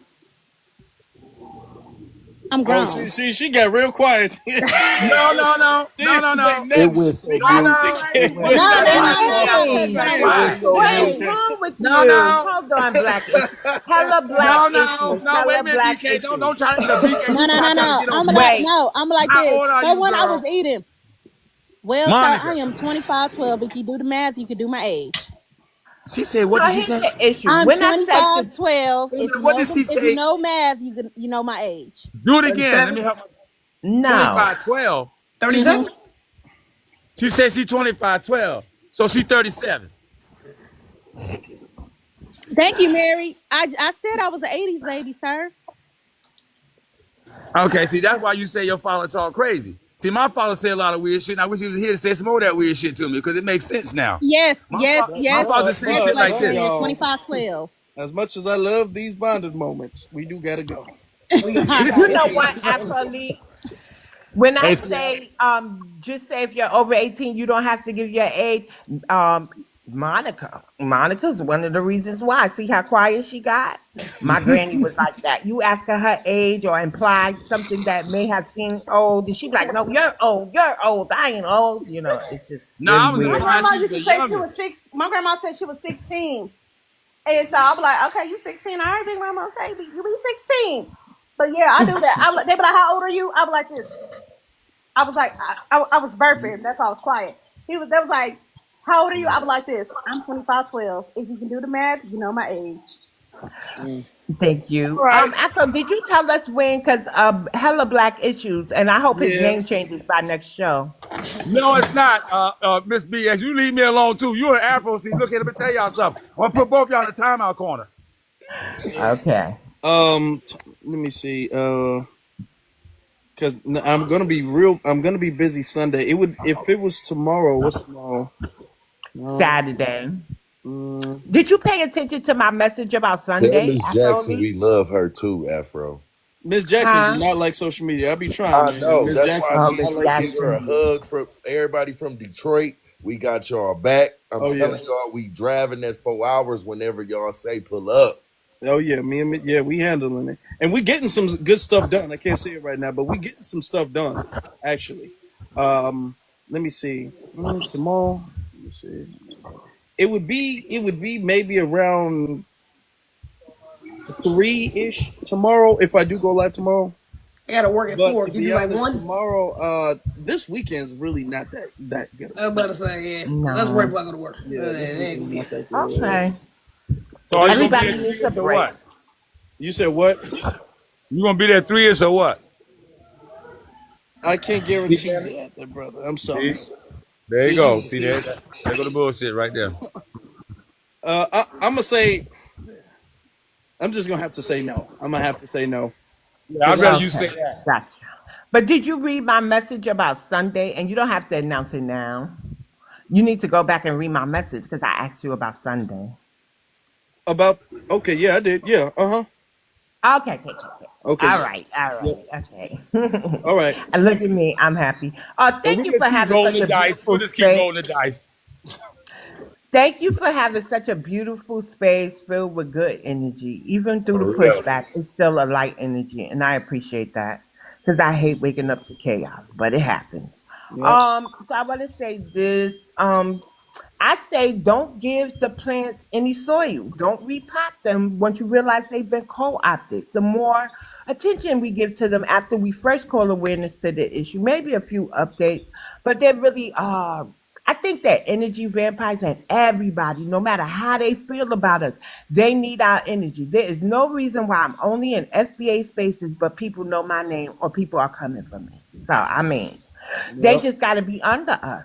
And I'd be like, I don't know y'all. Like, why are y'all talking to me? Like, really diva-ish, but it's just annoying. It's frustrating because FBA are on the front lines of everything while stretching ourselves thin, trying to make sure everybody's accommodated and nobody gives us, well, very few gives us the same in return. So I don't know if Afro's coming live Saturday, but Sunday we might You have say a no. surprise or two for you. Thank you, All Afro, for right. Yep. always Thank you. being there for us. All right. Yeah. Yeah, appreciate you, brother. B1, peace. Be well, B1. everybody. I'll peek in, ZZ. B1. ZZ, I'm on my way to YouTube. Thank you. Pick up, Yeah. check y'all. Z, you're gonna see me up there. You'll see the logo, Sane Lion. Thank you. That's a bless. All right. Y'all have a good one. You All too. right.